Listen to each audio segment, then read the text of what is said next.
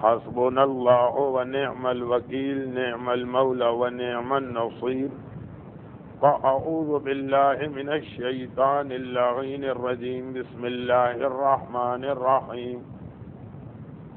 الحمد لله رب العالمين، والصلاة والسلام على أفضل المرسلين وخاتم النبيين وآله وأهل بيته وإطرته الطيبين الطاهرين، لا سيما على الإمام المنتظر والحجة الثاني عشر. اللهم عجل فرجه ولعنة الدائمة ولا أعدائهم أجمعين. أما بعد، فقد قال الله الحكيم في كتابه الكريم. بسم الله الرحمن الرحيم. فقل تعالوا ندعو أبناءنا وأبناءكم ونساءنا ونساءكم وأنفسنا وأنفسكم ثم نبتهل ونجعل لعنة الله على الكاذبين. سیرت ختم مرتبت. آج ماہ دسمبر کی 17 تاریخ 1996 کا سن اپنے اختتام کو، اور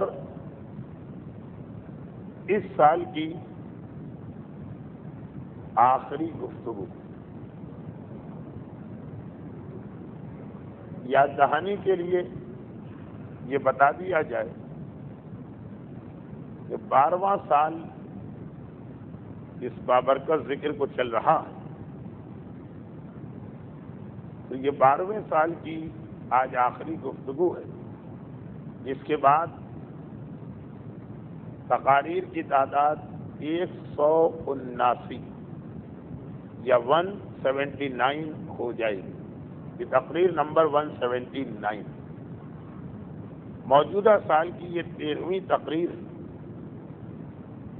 شروع کے سالوں میں ایک سال میں 16 سے 18 تقریریں ہوتی تھیں، لیکن پھر مقامی حالات کی بنا پر کچھ توفیق سلب ہوئی، لیکن الحمدللہ سلسلہ مسلسل چلتا رہا. مستقبل میں 2 سال ہمارے حساب سے اور باقی بچتے ہیں، جب جا کے سیرت رسول واقعاتی اعتبار سے مکمل ہوگی. یعنی 14 سال کے بعد اگر اس وقت تک زندگی اور توفیقات رہیں. آخری سال کی کچھ تقاریر سیرت رسول کا ایک عمومی جائزہ ہوگی، لیکن چونکہ ابھی اس کے بارے میں یہ نہیں کہا جا سکتا کہ یہ ہو سکیں گی کہ نہیں، اس لیے فی الحال موجودہ سال کی اس آخری تقریر موجودہ سال ہی تک محدود کر دیا جائے. مباہلے کا واقعہ بیان کیا جا رہا تھا، اور مباہلے کے سلسلے کی یہ 8ویں تقریر ہے. 8 تقاریر میں یہ مباہلے کا واقعہ ہم نے مکمل کیا. اچھا، اب ضمنی اعتبار سے یہ بتا دیا جائے کہ سیرت رسول پیغمبر اسلام کی عمر مبارک 63 سال ہے، اور اس 63 سال میں 23 سال آخری 23 سال اعلان رسالت کے بعد کے، لیکن آخری جو سال پیغمبر کی زندگی کے گزرے وہ اس اعتبار سے خاصے اہم تھے کہ در حقیقت اسلام کو جو قیامت تک کا مذہب بنایا گیا وہ ساری چیزیں ان آخری سالوں میں طے پا رہی. شروع میں سادے احکامات آتے تھے، مختصر بات کی جاتی تھی، عقیدے پہ زیادہ زور ہوتا تھا، عمل کی اصلاح کے لیے مدت دی جاتی تھی. لیکن اب جب اسلام مکمل طور پہ قائم ہو گیا اور اسٹیبلش ہو گیا آخری سالوں میں، اب وہ سارے حالات اور واقعات کی تیاری کرائی جا رہی. جو امت مسلمہ کو قیامت تک پیش آ سکتے ہیں۔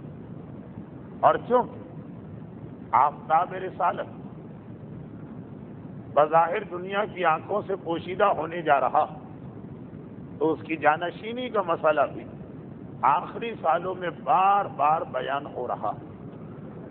آخری سالوں سے مراد پیغمبر کی عمر کا 61واں اور 62واں سال، یعنی 9 ہجری اور 10 ہجری۔ 11 ہجری کی تو شروع سے ہی پیغمبر بیمار پڑے، 2 مہینے اس دنیا میں نہ رہے، 28 صفر کو اس دنیا سے رخصت ہو گئے۔ تو حالات 9 ہجری اور 10 ہجری بہت زیادہ تفصیل کے ساتھ پیش آئے۔ آج کی اس آخری تقریر کے بعد پیغمبر کی زندگی کا 61واں سال اور تاریخ کے اعتبار سے 9 ہجری کا سال مکمل ہوگا۔ 9 ہجری کے سال آخری واقعہ یہی مباہلے کا واقعہ پیش آیا۔ تو انشاءاللہ بشرط حیات و توفیق اگلے سال سے تقریر نمبر 180 ہوگی اور پیغمبر کی زندگی کا 10واں سال۔ اب یہ 9واں سال اتنا تفصیلی سال بن گیا کہ یہ تیسرا مسلسل ہماری گفتگو کا تیسرا مسلسل سال۔ اس سال بھی واقعات 9 ہجری کے بیان ہوئے۔ پچھلے سال 1995 کا موضوع بھی 9 ہجری تھا، اور اس سے پچھلے سال 1994 کا موضوع بھی 9 ہجری تھا۔ تو 1994، 1995، 1996 یہ 3 سال سیرت رسول کا 61واں، عمر رسول کا 61واں سال، تاریخ کے کیلنڈر کا 9 ہجری، اتنے سارے واقعات، اور اسی طرح 10 ہجری۔ لیکن 9 ہجری جو ہمارے حساب سے 3 سال بیان چلا، اس میں 3 واقعات بہت اہم۔ ایک جنگ تبوک، جس نے 1994 کا سارا سال اسی موضوع کے لیے تھا۔ دوسرا، پیغمبر کی اپنا حج کرنے سے پہلے مولا کو بھجوا کر فریضہ حج کی اصلاح اور اس کی ساری خرابیوں کو دور کرنا، جسے تاریخ میں لکھا جاتا ہے نزول سورہ براءت یا نزول سورہ توبہ۔ 1995 یعنی پچھلا سال تقریباً اس واقعے کی تفصیل میں گزرا۔ اور تیسرا، مباہلے کا واقعہ، جو اس سال کی آدھی سے زیادہ تقاریر میں بیان کیا گیا۔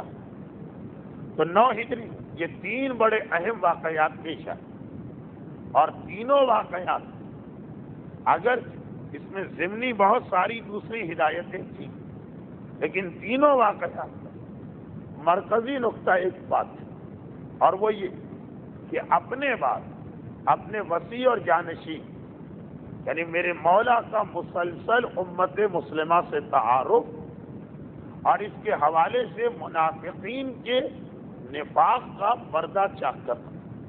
جنگ تبوک مولا کی ذات ایک نمایاں حیثیت مل گئی، ویسے تو تھی ہی واقعات کے اعتبار سے کہ سارے عالم اسلام کے کان کھڑے ہوئے کہ ہر لشکر کا علمدار اس جنگ کے اندر کیوں نہیں جا رہا، معمولی سپاہی نہیں، سپہ سالار، وہ آج کیوں روک دیا گیا، اور اس حوالے سے پھر ساری بات۔ تو سورہ توبہ حج کے موقع پر سارے عرب کے اجتماع، علی کا تعارف، اسلام، احکامات، رسول کی باتیں علی کے زبان سے، اور یہ واقعہ مباہلہ۔ تو 9 ہجری پیغمبر اسلام کی زندگی کا 61واں سال، انتہائی اہم اور تفصیلی واقعات، جن میں سے اکثر کا تعلق اپنے بعد کے مسئلہ جانشینی کو حل کرنے سے۔ انشاءاللہ اگلے سال آپ 10 ہجری کے واقعات سنیں۔ 10 ہجری میں بھی آپ دیکھیں 2 ہی باتیں بہت اہم نظر آتی ہیں، ایک آخری حج غدیر خم کو ملا کر، اور دوسرا مختلف ڈیلیگیشنز اور وفود کا آنا، جس میں سے بعض بڑے دلچسپ، اور تیسرا یہ کہ پوری تاریخ اسلام واحد 10 ہجری کی وہ ساعتیں جب 6 مہینے کے لیے میرے مولا کو مدینے سے باہر یمن بھجوایا گیا، اس کا تعلق بار بار علی کی ذات سے۔ یہ جو کہ آخری تقریر ہے تو کچھ گزشتہ تقاریر کا خلاصہ اور کچھ آئندہ آنے والی تقاریر کے حوالے سے اصولی باتیں جو سب سمٹ کے ایک جملے میں آ گئی کہ اب 2 بنیادی کام رسول انجام دے رہے ہیں۔ ایک اپنے بعد مسئلہ جانشینی کو طے کرا رہے ہیں، مختلف حوالوں سے فضیلت اہل بیت سامنے آ رہی، اور دوسرا ضمن نامکمل احکامات اسلامی کو مکمل کرایا جا رہا۔ چنانچہ جو ڈیلیگیشن آتے ہیں اس میں آپ کو یہ چیز نمایاں نظر آئی، کسی کو سچ بولنے کی ہدایت، کسی کو شراب سے بچنے کی ہدایت، کسی کے لیے کوئی اور حکم۔ انشاءاللہ یہ ساری تفصیلات آئندہ سال کی تقاریر کے لیے اگر وقت اور موقع ملا۔ اب جو موضوع اس سال 7 ہفتے بیان ہو چکا اور بالکل آخری مراحل میں آج اسے مکمل کر لیا جائے، نجران کے عیسائی، اور نجران عیسائیوں کے حوالے سے ایک بہت اہم علاقہ۔ ضمناً ایک بات عرض کر دی جائے کہ نجران کے حوالے سے پہلی تقریر میں یہ بات آئی کہ نجران میں عیسائی جو تھے ان کے اطراف میں بہت سارے بلکہ زیادہ تر بت پرست قبیلے تھے۔ تو پیغمبر اسلام نے پہلے نجران کے عیسائیوں کے مسئلے کو طے کرایا۔ آپ 10 ہجری میں سنیں ایک مرتبہ پھر یہ جملہ آتا کہ نجران کے لیے اللہ کے رسول کا ایک قاصد کیا تھا، لیکن نجران علاقے کا نام، اس علاقے کے عیسائیوں کو واقعہ مباہلہ کے ذریعے سے دعوت دین دی۔ اس علاقے کے مشرکوں اور بت پرستوں کے لیے ابھی الگ ایک ڈیلیگیشن جائے گا، اور وہ 10 ہجری کے بالکل شروع میں آئے گا۔ عیسائیوں کا مسئلہ فارغ ہو گئے، رسول ان سے مصالحت ہو گئی، اب اطراف کے باقی قبائل۔ یہ جملہ یاد رہے تاکہ آئندہ سال ایک کنفیوژن نہ ہونے پائے کہ نجران 2 دفعہ کیسے آ گیا۔ اگر بعض غیر شیعہ علماء نے یہ لکھا کہ نجران کے عیسائیوں سے پیغمبر نے 2 مرتبہ مدینے میں بات کی، پہلے ایک ڈیلیگیشن کو بلوایا، پھر وہ واپس گیا، اس نے رپورٹ دی، اس کی رپورٹ پر اگلے ہفتے یا اگلے مہینے دوسرے ڈیلیگیشن کو بھجوایا۔ بعض غیر شیعہ علماء یہ بھی لکھا، لیکن ہمارے تمام علماء متفق، اور قرآن بھی یہ تائید کر رہا کہ نجران کے عیسائیوں کا واقعہ صرف 1 مرتبہ پیش آیا۔ یہ اشتباہ جو بعض علماء کو ہوا وہ اسی وجہ سے کہ نجران ان واقعات میں سے ایک واقعہ تھا جسے بعض مصلحتوں سے چھپانے، دبانے، پردہ ڈالنے اور اس کی روایتوں کو توڑنے مروڑنے کی ضرورت تھی۔ بعض وجوہات ایسی تھی کہ نجران کو بھی چھپانا، اور جب کسی واقعے کو چھپایا جاتا یہی ہوتا ہے کہ اس کی تفصیلات میں اختلاف پیدا کیا جائے۔ میں واپس اپنے اصل موضوع پہ آ جاؤں، یہ صرف میں نے اس لیے کہا تاکہ آپ کو اگر کبھی یہ بات سننے کو ملے کہ مباہلے کا واقعہ 2 مرتبہ ہوا یا نجران کے عیسائیوں سے 2 مرتبہ پیغمبر نے ایگریمنٹ کیا، تو یہ سمجھ میں آ جائے کہ یہ ہمارے علماء کا نظریہ نہیں۔ بات یہاں تک پہنچی کہ ساری بحث کے بعد، جس بحث کے نتیجے میں نجران کے علماء کو یقین ہو گیا کہ رسول سچا رسول، لیکن اپنی قوم کے سامنے اپنی بعض مصلحتوں کی بنیاد پر حقیقت کا اعتراف نہیں کر سکتے، ورنہ سرداری یا لیڈرشپ چھن جائے گی۔ یہ لوگ اپنی قوم کو یہ کہہ کر کہ ہم جا کے چیک کر کے آتے ہیں کہ رسول سچا ہے کہ نہیں، پھر آ کے بتائیں، مدینے کی جانب چلے۔ یہ ڈیلیگیشن مدینے پہنچ گئے، اور مدینے پہنچنے کے بعد ایک طویل عرصے تک انہوں نے اللہ کے رسول مسجد النبوی میں بحث اور مباحثہ کی، لیکن مان کر نہیں دیا جو عیسائی اور یہودیوں کی خاص عادت، یہاں تک کہ یہ طے پائے کہ فَقُلْ تَعَالَوْا نَدْعُ أَبْنَاءَنَا وَأَبْنَاءَكُمْ، یہاں سے لے کے آخری ٹکڑا ثُمَّ نَبْتَهِلْ، ہم مباہلہ کریں، فَنَجْعَلْ لَعْنَةَ اللَّهِ عَلَى الْكَاذِبِينَ۔ اچھا، صرف اس لیے کہ یہ بات واضح ہو جائے کہ یہ جو عیسائیوں کا پیغمبر سے مناظرہ تھا یہ کئی دن چلا تھا.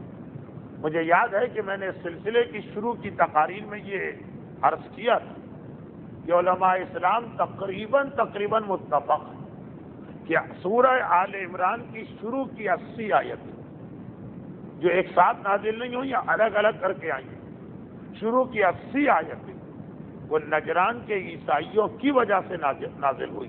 وہ اعتراض کرتے تھے اور قرآن جواب دیتا تھا، یہ اعتراض کرتے تھے، قرآن جواب دیتا تھا. سورہ آل عمران میں کل آیتیں ہی 200 میں سے 80 آیتیں یعنی 40% سورہ فقط ایک موقع پہ نازل ہوا. چھوٹے سوروں میں تو ہمیں ملتا یہ پورا سورہ ایک وقت پہ آ گیا. اتنے بڑے بڑے سوروں عام طور پہ یہ نظر نہیں آتا، وہاں تو ہوتا ہے کہ اس کی مختلف آیتیں نازل ہوتی رہی. لیکن آل عمران سورہ 200 آیتوں میں سے 80 آیتیں نجران کے عیسائیوں کی وجہ سے نازل ہوئی.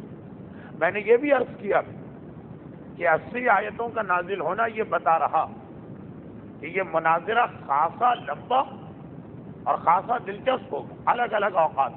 لیکن افسوس علماء اسلام نے اس کی زیادہ تفصیلات کو نقل نہیں کیا. پھر 2-3 باتیں آ گئی. ایک بات پچھلی دفعہ آ چکی کہ جب معاملہ جا کے یہاں پہ اٹکا تھا کہ نجران کے عیسائیوں نے یہ کہا تھا کہ آپ آخر عیسیٰ کو خدا کا بیٹا کیوں نہیں مانتے، وہ بغیر باپ کے پیدا ہوئے. تو پھر وہ حضرت آدم کے حوالے سے ایک آیت نازل ہو کہ ان مسئلہ عیسیٰ عند اللہ کمثل آدم. یہ ایک بات تو آ گئی. 2 مثالیں میں اور دے دوں اور ان 2 مثالوں سے ایک چیز اور واضح ہو جائے گی، وہ یہ کہ ویسے یہودی عیسائیوں میں اس زمانے میں سخت ترین دشمنی نیگیٹو پازیٹو کا مسئلہ تھا، مگر جب نجران کے عیسائی مدینے کے اندر مسلمانوں سے مناظرہ کرنے آئے تو یہودیوں کے کان بھی کھڑے ہوئے اور انہوں نے ایک مرتبہ یہ چاہا کہ اس موقع پر اب عیسائیوں کے ساتھ ہو جائے. اچھا یہود اور عیسائی یہ 2 قومیں وہ جو علمی اعتبار سے پورے عرب میں سب سے افضل تھے، کیونکہ بہرحال ان کے پاس ایک کتاب ہے تورات اور ایک کتاب ہے انجیل. یہ وہ عام بدو عرب نہیں تھے. عیسائی مناظرہ کرنے آئے، یہودیوں کا کوئی اس مسئلے سے تعلق نہیں، ٹانگ اڑائی یہودیوں. یہ آج کی بات نہیں ہے، یہ اسی زمانے سے کہ ان کا تعلق ہو کہ نہ ہو، جب وہ دیکھتے ہیں کہ اسلام کے خلاف کوئی آیا ہم اس کا ساتھ دیں.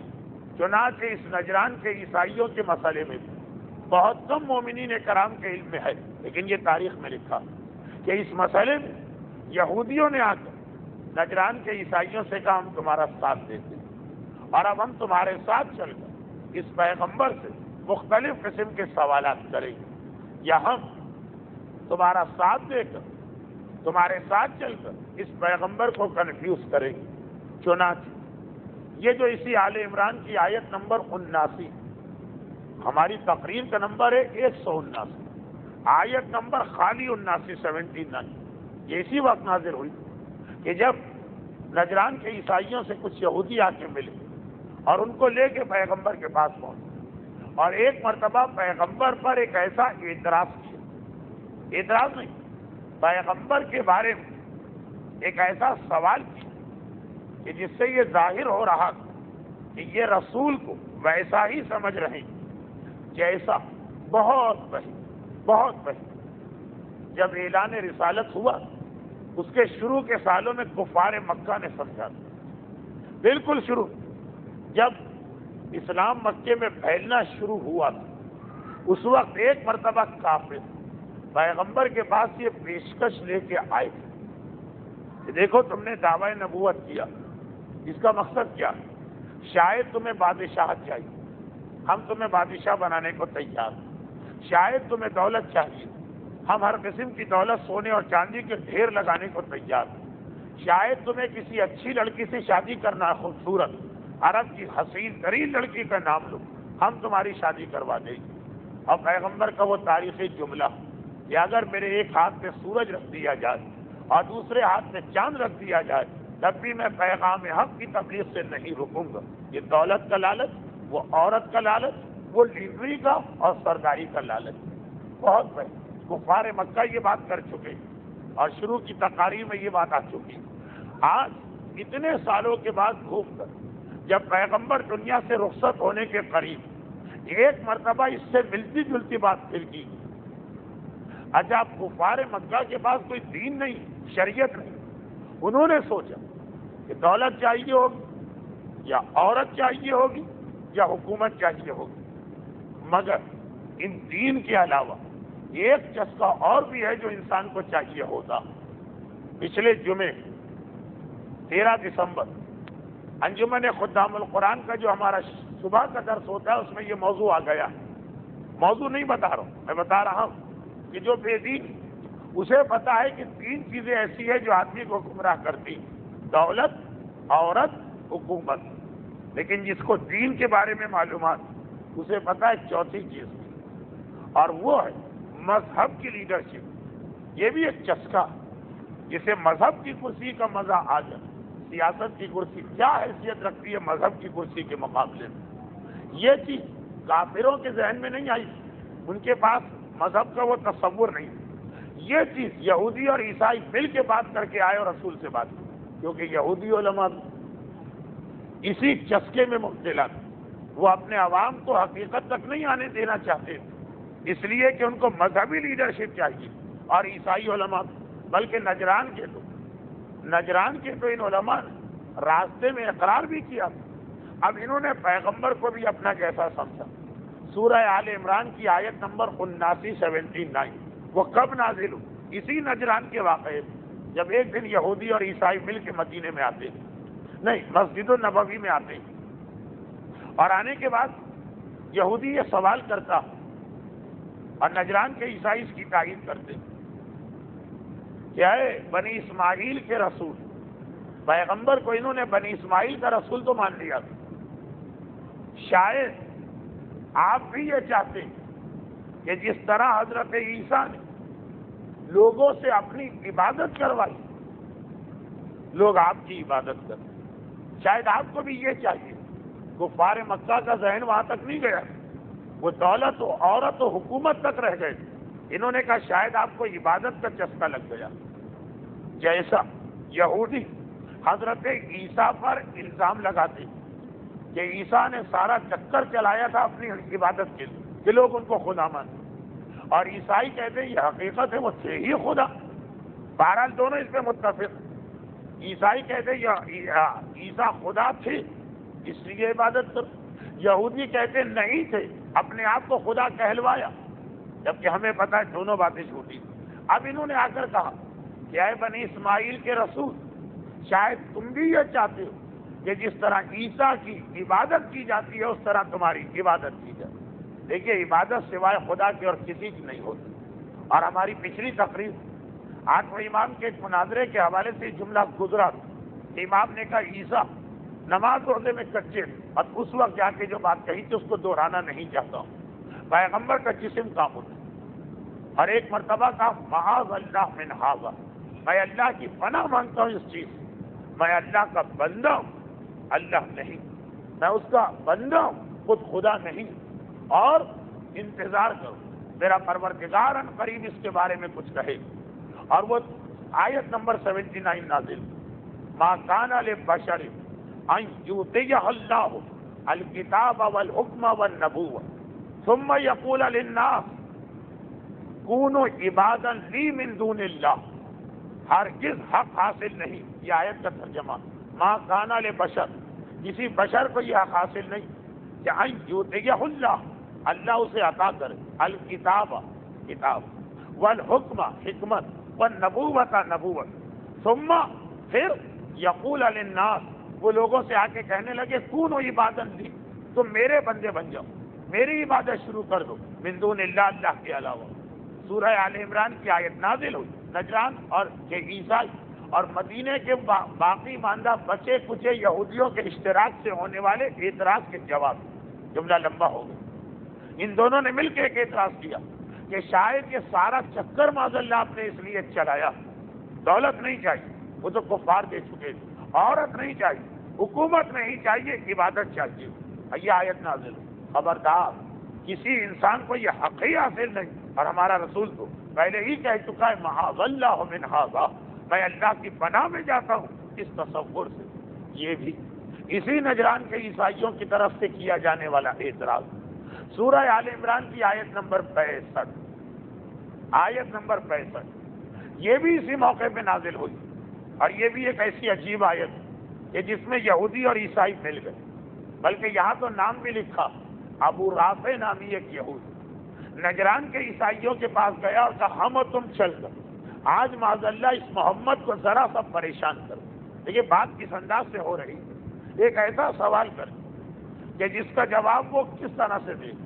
چنانچہ یہ دونوں رسول کے پاس آئے، ابو رافع یہودی، عیسائی نجران والے، اور دونوں نے آ کر ایک سوال کیا۔ 80 کی 80 آیتوں کی اگر تفصیل ہمارے پاس آ جاتی تو کتنا بڑا ایک علمی خزانہ مسلمانوں کے پاس ہوتا۔ یہ تو بڑی مشکل، ہزاروں کتابوں کی ورق گردانی کر کے یہ 3-4 روایتیں میں ڈھونڈ کے لایا ہوں۔ اپنے علماء کرام کا احسان، ابن طاؤس جیسے جلیل القدر عالم نے یہ والی روایت نہیں لکھی۔ خیر، تفسیر نمونہ استاد ناصر مکارم شیرازی، ایک آیت کی تفسیر آئی ہے، دوسرے کی تفسیر نہیں آئی۔ بہت ساری کتابوں کی ورق گردانی کی، علماء اور اساتذہ سے دریافت کیا اور ان سے استفادہ کیا۔ یہ آیت کون سی آیت؟ آیت نمبر 65۔ جب یہ نجران کے عیسائی ابو رافع نامی یہودی کے ساتھ مل کر پیغمبر کی خدمت میں آئے، اور آنے کے بعد کا ایک بات تو بتاؤں کہ ابو رافع کہتا ہے کہ میں کہہ رہا تھا کہ ابراہیم نبی یہودی، اور نجران کے عیسائی کہہ رہے ہیں نہیں وہ تو ہمارے نبی تھے، وہ تو عیسائی۔ اچھا حضرت ابراہیم آخر ان کا لقب ابو الانبیاء کیوں ہوا؟ ان کا لقب ہے ابو الانبیاء، تمام انبیاء کے باپ۔ ایک تو اسی وجہ سے کہ اللہ نے ان کو 2 بیٹے دیے، اسماعیل وہ بھی نبی، اسحاق وہ بھی نبی۔ اسحاقی کا دوسرا نام ہے اسرائیل، اسماعیل اور اسرائیل، اور دونوں میں نبوت کا سلسلہ چلا۔ لیکن دوسری وجہ بھی کہ اسی وجہ سے کیونکہ جتنے بھی نبی ان کے بعد آئے سب ان کی اولاد میں، ہر آسمانی مذہب کا ماننے والا ابراہیم کا احترام کرتا، یہودی بھی ابراہیم کو مانتے، عیسائی بھی ابراہیم کو مانتے، اور تو اور عرب بھی، عرب والے مشرک بت پرست وہ بھی ابراہیم کو مانتے۔ نہ صرف یہ کہ مانتے بلکہ عجیب بات کہ انہوں نے اپنا نام رکھا حنفا۔ حنفا کا مطلب کیا ہے؟ حنیف کو ماننے والا، حنفا حنیف کو ماننے والا۔ اور حنیف کون؟ حضرت ابراہیم کا وہ لقب جو قرآن میں بار بار آیا۔ ابراہیم کا ایک نام قرآن نے لکھا حنیف۔ عرب کہتے تھے ہم حنفا، حنیف کو ماننے والے، یعنی جن کے پاس بت پرستی وہ بھی اپنا سلسلہ ابراہیم سے ملا رہے۔ اب یہ دونوں آئے، نجران کے عیسائیوں کے نام آ گیا روایت، اس لیے پڑھ رہا ہوں، ورنہ تفسیر سورہ آل عمران اہم تو ہے، اس وقت مقصود نہیں۔ ایک مرتبہ دونوں نے آ کے بحث اور کہا کہ اے محمد یہ مسئلہ حل کرو۔ ابو رافع کہتے ہیں ابراہیم یہودی ہمارے نبی، اور نجران کے عیسائی کہتے ہیں وہ نصرانی وہ ہمارے نبی۔ ایک مرتبہ یہ بحث پڑ، پیغمبر نے کہا انتظار کرو، میرا پروردگار اس مسئلے کو حل کرے۔ اور نہ صرف یہ کہ مسئلہ حل ہوا بلکہ اس کے حوالے سے 2 بہت اور اہم مسئلے سامنے آ گئے۔ پہلے تو آیت نازل فقل یا اہل الکتاب، یہ آیت نمبر 65 ہے، 65 آل عمران۔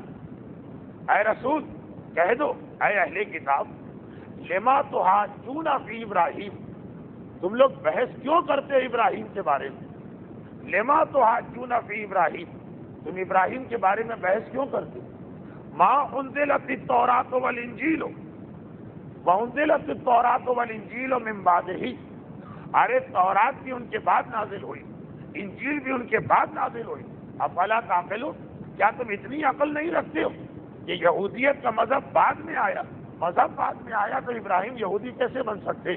عیسائیت کا مذہب بعد میں آیا، جب انجیل بعد میں آ رہی تو ابراہیم آخر عیسائی کیسے بن سکتے؟ چنانچہ اس آیت کے آخر میں قرآن کہتا ہے افلا تعقلون، کیا تمہارے پاس اتنی سی عقل بھی نہیں کہ بعد میں آنے والا، پہلے آنے والا آخر کیسے اس کی پیروی کر سکتا؟ پیروی کی شرط ہے کہ مقتدا پہلے اور مقتدی بعد میں. یہ قرآن کہہ رہا، یہ دلیل قرآن دے رہا. فَقُلْ يَا أَهْلَ الْكِتَابِ لِمَا تُحَاجُّونَ فِي إِبْرَاهِيمَ وَأُنزِلَتِ التَّوْرَاةُ وَالْإِنجِيلُ مِن بَعْدِهِ أَفَلَا تَعْقِلُونَ. تم ابراہیم کے بارے میں بحث کر رہے جبکہ دونوں کتابیں، تورات جس سے یہودیت بنی، انجیل جس سے عیسائیت بنی، دونوں ابراہیم کے بعد آ رہی. کیا تم میں اتنی عقل بھی نہیں؟ اور اس کے بعد قرآن کہتا أَأَنْتُمْ هَؤُلَاءِ تُحَاجُّونَ مَا لَكَ بِهِ عِلْمٌ مَا لَكُمْ بِهِ عِلْمٌ فَلِمَا تُحَاجُّونَ مَا لَيْسَ لَكُمْ بِهِ عِلْمٌ وَاللَّهُ يَعْلَمُ وَأَنْتُمْ لَا تَعْلَمُونَ. ارے دیکھیے یہ ایک اور اصول آ گیا کہ بحث میں خلط مبحث نہ کرو. جو چیز جانتے ہو اس پر بحث کرو، جو نہیں جانتے اس میں کیوں بحث کر رہے ہو؟ تو اصول قرآن کہہ رہا، قرآن بہت اہم اصول دے رہا. تم بحث کر رہے ما لکم بہ علم، اس مسئلے پر بحث کرو جس کے بارے میں تمہیں علم. اے نجران کے عیسائی، تم آخر یہاں کس مسئلے پہ بحث کرنے آئے؟ محمد کی رسالت کے بارے میں اس پر بحث کرو. لیکن فَلِمَا تُحَاجُّونَ، جو بحث کرتے ہو ما لیس لکم بہ علم، جس کا تمہارے پاس کوئی علم نہیں، جس کا مسئلے سے کوئی تعلق نہیں. ابراہیم کا یہودی ہونا، ابراہیم کا عیسائی ہونا اس مسئلے سے کیا تعلق رکھتا ہے؟ تم نجران سے ہزاروں میل کا فاصلہ طے کر کے کس لیے آئے تھے؟ اور وہاں سے ساری کتابیں پڑھ کر اور دلیلیں جمع کر کے کس لیے آئے تھے؟ تمہیں بحث کرنا تھی محمد کی نبوت پر، تمہیں بحث کرنا پیغمبر کے خط پر. یہ ابراہیم کا مسئلہ بیچ میں کیوں اٹھا لیا؟ بحث سے باہر بھی، اور اس کے لیے تم تیار بھی نہیں، بغیر دلیل کے بحث کر رہے ہو. واللہ یعلم، اللہ جانتا، انتم لا تعلمون، تمہارے پاس علم نہیں. ایک مرتبہ پہلے تو ایک طرح سے کہیے قرآن نے ڈانٹا کہ جس مقصد کے لیے آئے ہو اپنا مقصد حل کرو، ادھر ادھر کی باتوں میں کیوں پڑ گئے. لیکن پھر قرآن نے فیصلہ کیا، ما کان ابراہیم یہودیا ولا نصرانیا. تم کہہ رہے، آدھے کہہ رہے کہ ابراہیم یہودی، آدھے کہہ رہے کہ ابراہیم عیسائی. ما کان ابراہیم یہودیا ولا نصرانیا. سنو، ابراہیم نہ یہودی نہ عیسائی، ولیکن کان حنیفا مسلما، بلکہ ابراہیم حنیف تھے اور مسلم تھے. مسلم اسلام لانے والا، حنیف کہتے ہیں باطل کو چھوڑ کر حق کی طرف مڑنے والا. حنیف کے لفظی معنی مڑنے والا. لیکن قرآن میں جہاں کہیں حنیف آیا اس سے مراد باطل کو چھوڑ کر حق کی طرف مڑنے والا. ابراہیم حنیف اور مسلم، یعنی حق پرست اور مسلم. لیکن فوراً یہ قرآن ایک چیز اور سامنے آ گئی، وہ یہ کہ اگر قرآن اتنا کہہ کے آگے بڑھ جائے کہ ابراہیم حنیف ہے، تو عرب کے لوگ بت پرست اور مشرک کہتے ہیں کہ ہم بھی حنیف کے ماننے والے. چنانچہ اہل کتاب یعنی عیسائی اور یہودی مشرکین کو حنیف کہنے لگے کہ بھائی یہ ان کے ماننے والے. تو کہیں ایسا نہ ہو کہ ہم نے ابراہیم کے لیے کہا حنیف اور بت پرست کہتے ہیں ہم حنیف، تو یہودی اور عیسائی سمجھے کہ قرآن نے ابراہیم کو بت پرست بنا دیا. جو بت پرست ہے نا وہ کہتے ہیں ہم بتوں کی پوجا کرتے ہیں. کیوں؟ کیونکہ ہم ابراہیم کو مانتے ہیں. غلط عقیدہ رکھ کر نسبت دیتے ہیں ابراہیم. تو کہیں اس آیت کا مطلب یہ نہ نکلے کہ جو کہ بت پرست اپنے آپ کو ابراہیم والا کہتے ہیں، اور قرآن نے بھی کہا ابراہیم حنیف یعنی بت پرست ہے. فوراً کہا وما کان من المشرکین. لیکن ابراہیم کو مشرک نہ سمجھنا. مشرک اگر اپنے آپ سے ملا لے، نصیری اگر میرے مولا کو اپنا خدا کہنے لگے تو اس کا مطلب یہ نہیں ہے کہ ہم اس کے دعوے کو صحیح مانیں، لیکن دھوکہ ہو سکتا. چنانچہ قرآن نے وضاحت. دیکھیے سوال صرف یہ آیا تھا کہ اے محمد یہ بتاؤ وہ یہودی ہیں یا عیسائی. لیکن تیسری بات بھی قرآن نے کہہ دی، ما کان ابراہیم یہودیا ولا نصرانیا ولکن کان حنیفا مسلما وما کان من المشرکین. نہ یہودی نہ عیسائی ہیں، حنیف ہیں مگر مشرک والے حنیف نہیں، جو حنیف حق کی طرف مائل ہونے والا. قرآن اس مسئلے کو حل کرتا، اور اس سے یہ پتہ چل گیا کہ لفظ مسلم ابراہیم سے پہلے سے چلا رہا، ورنہ اور تو اور وہی یہودی ابو رافع اور وہی عیسائی نجران والے اعتراض نہ کرتے کہ تمہارے قرآن ہمارا مذاق اڑایا کہ ہم نے کہا ابراہیم یہودی، تو قرآن نے کہا یہودی تو بعد میں آئے ابراہیم پہلے. تمہارے قرآن نے ہمارا مذاق اڑایا کہ ابراہیم عیسائی کیسے ہو سکتے، عیسائیت تو بعد میں آئی. تو تمہارے قرآن نے ابراہیم کو مسلمان کہا تو اسلام تو بعد میں آیا، ابراہیم پہلے تھے. کسی نے اعتراض نہیں کیا. اس کا مطلب جانتے ہیں کہ لفظ مسلم ابراہیم سے پہلے چلا رہا. پہلے مذہب کا نام اسلام ہے، ورنہ یہ کتنا بہترین موقع ایک مرتبہ کہتے جو اعتراض ہم پہ کر رہے ہو وہی اعتراض تم پر، سب چپ۔ اور اس کے بعد ایک آخری آیت بہت اہم، جو کہ اس آیت نجران کے عیسائیوں سے ہٹ کر عام زندگی میں ایک مرتبہ میرے مولا نے تلاوت کیا، جب آیت نجران کے عیسائیوں کی جواب میں آ رہی مگر میرا مولا اسے عام زندگی میں تلاوت کر رہا، تو آخر آپ کو وہ موقع کیوں نہ یاد دلا دیا جائے۔ علیکم السلام، یہ تین باتیں بیان کرنے کے بعد قرآن نے کہا، پہلی بات کیا بیان کی کہ تورات انجیل سب بات کی چیزیں ابراہیم کیسے یہودی اور عیسائی ہو سکتے۔ دوسری بات یہ کی کہ جس مسئلے پر بحث کرنے آئے اس پر بحث کر، دوسری باتوں میں کیوں الجھ رہے، اور تیسری بات پہ حق بتا دی ابراہیم مسلمان۔ اور اس کے بعد آخری بات سورہ آل عمران کی آیت نمبر 65، 66، 67، 68، 4 آیتیں ایک ساتھ نازل ہوئی جب ابو رافع یہودی اور ابو حارثہ سردار نصارہ نجران مل کے رسول کے پاس آئے، اور چوتھی آیت کی آ گئی، اور یہ بھی بہت اہم آیت، ان اول الناس بابراہیم للذین اتبعوہ وہذا النبی والذین آمنوا واللہ ولی المؤمنین۔ آیت یہاں مکمل، اور یہ بھی سن، ابراہیم کے سب سے قریب وہ، اول الناس بابراہیم، ابراہیم کے سب سے قریب وہ، للذین اتبعوہ، جو ابراہیم کی پیروی کرے، وہذا النبی، اور یہ نبی ابراہیم کے سب سے قریب، والذین آمنوا، اور جو اس پر ایمان لاتے جائیں، واللہ ولی المؤمنین، اللہ ہے تمام مومنین کا سرپرست و ولی۔ اچھا، یہ آیت اسی کے ساتھ آئی، 4 آیتیں ایک ساتھ آئی، جو کہ یہودی ابراہیم کو یہودی قرار دے کر کیا کہہ رہے ہیں، وہ یہودی ہے، چنانچہ ہم ان کے سب سے قریب۔ عیسائی آخر ابراہیم کو عیسائی کیوں بنوانا چاہتے تھے؟ اس لیے کہ وہ عیسائی تھے، ہمارے جیسے تھے، ہم ابراہیم کے قریب۔ قرآن نے کہا خبردار، نہ تم قریب ہو نہ تم قریب ہو، ان اول الناس بابراہیم، ابراہیم کے قریب وہ، للذین اتبعوہ، ہو جو ابراہیم کی پیروی کرے۔ ایک مرتبہ، اب یہ تو آیت نجران کے عیسائیوں کے موقع پہ نازل ہوئی، یہاں تک تو بات میری بالکل ٹو دا پوائنٹ۔ اب اس کے بعد چلے تفسیر مجمع البیان اور تفسیر نور الثقلین سے ایک روایت آپ کے سامنے عام زندگی کی پیش کر دی جائے، اور وہ یہ کہ ایک مرتبہ امیر المومنین علی ابن ابی طالب علیہ السلام، تفسیر مجمع البیان اور تفسیر نور الثقلین کی روایت، ایک مرتبہ میرا مولا کہتا، اعلموا ان اول الناس بالانبیاء الذین اتبعوا بما جاءوا به، یاد رکھو انبیاء کے سب سے قریب وہ ہوتا جو ان کے احکامات کی پیروی کرتا، خالی زبانی چیخم دھاڑ نہیں، ان اول الناس بالانبیاء الذین اتبعوا بما جاءوا به، جو لے کر آئے ہیں، جو اس کی پیروی کرتا۔ ثم تلا هذه الآیہ، اور پھر دلیل کے طور پر مولا نے یہی آیت پڑھی کہ جو نصارہ نجران کے موقع پہ نازل ہوئی، روایت میں لکھا ثم تلا هذه الآیہ، پھر تلاوت کی یہ والی آیت، ان اول الناس بابراہیم الی آخر ابراہیم والی، ثم قال، اور اس کے بعد کا یاد رکھیں، ان سیرت رسول چل رہی ہے، یہ مت سمجھیے کسی موضوع سے ہٹاؤں، ان، دیکھیے پہلی بات کیا کہی، ہر انبیاء کا قریبی کون، جو ان کے احکامات کی پیروی کرے۔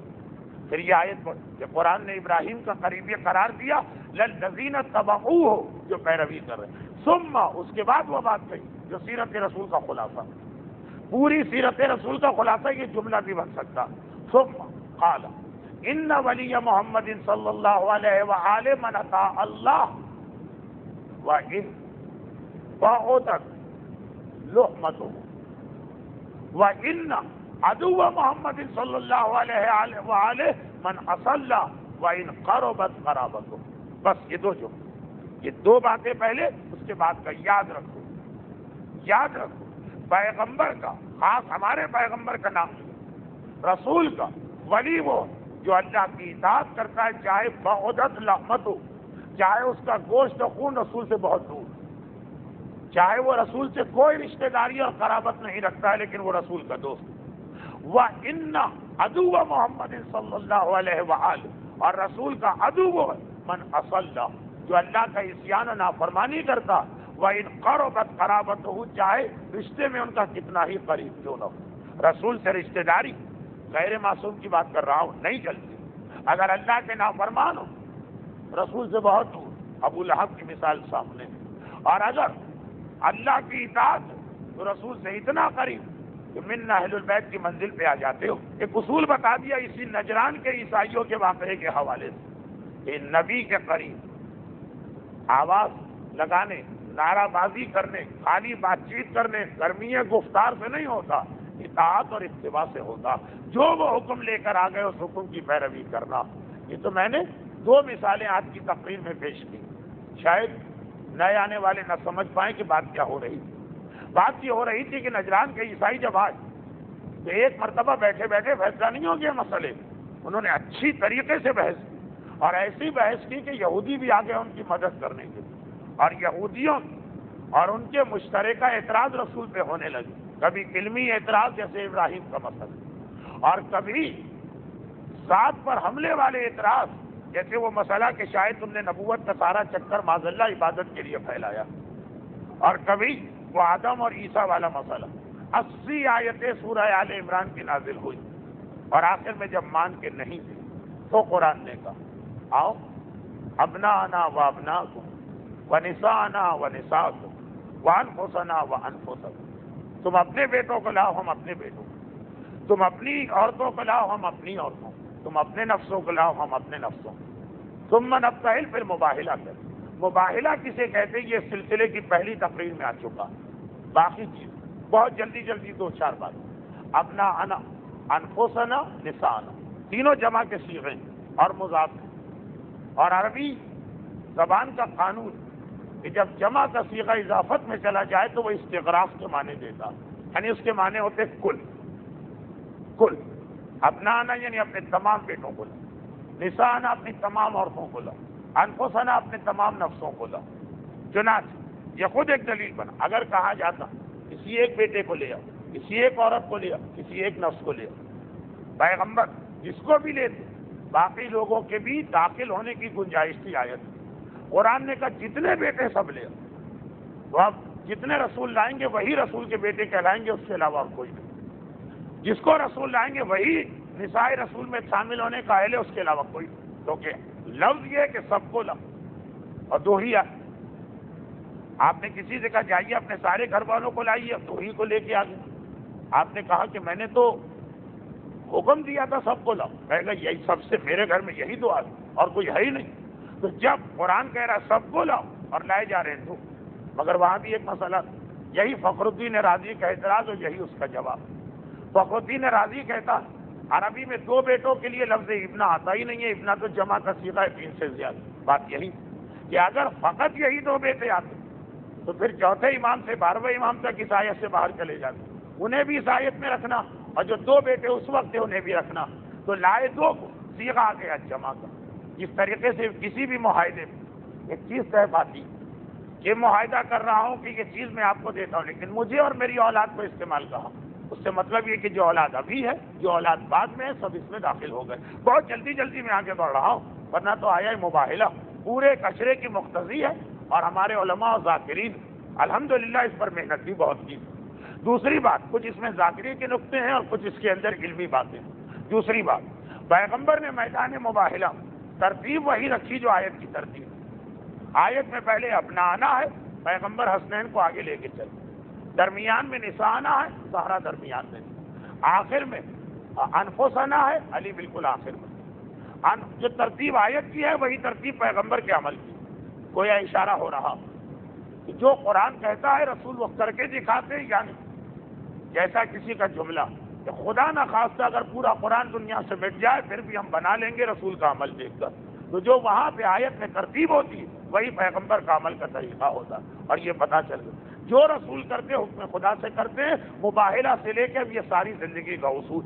ساتھ ایک ذاکری کا نقطہ ہے جو مرحوم مولانا گبن صاحب اکثر پڑھا کرتے ہیں، اس ترتیب سے ایک اور فائدہ ہمارے سامنے آئے، وہ ہے زہرا کے پردے کا احترام، اور وہ اس طرح کہ زہرا کا جسم تو جسم، پیروں کا نشان تک اتنا قابل احترام کہ غیر کی نگاہ نہ پڑے۔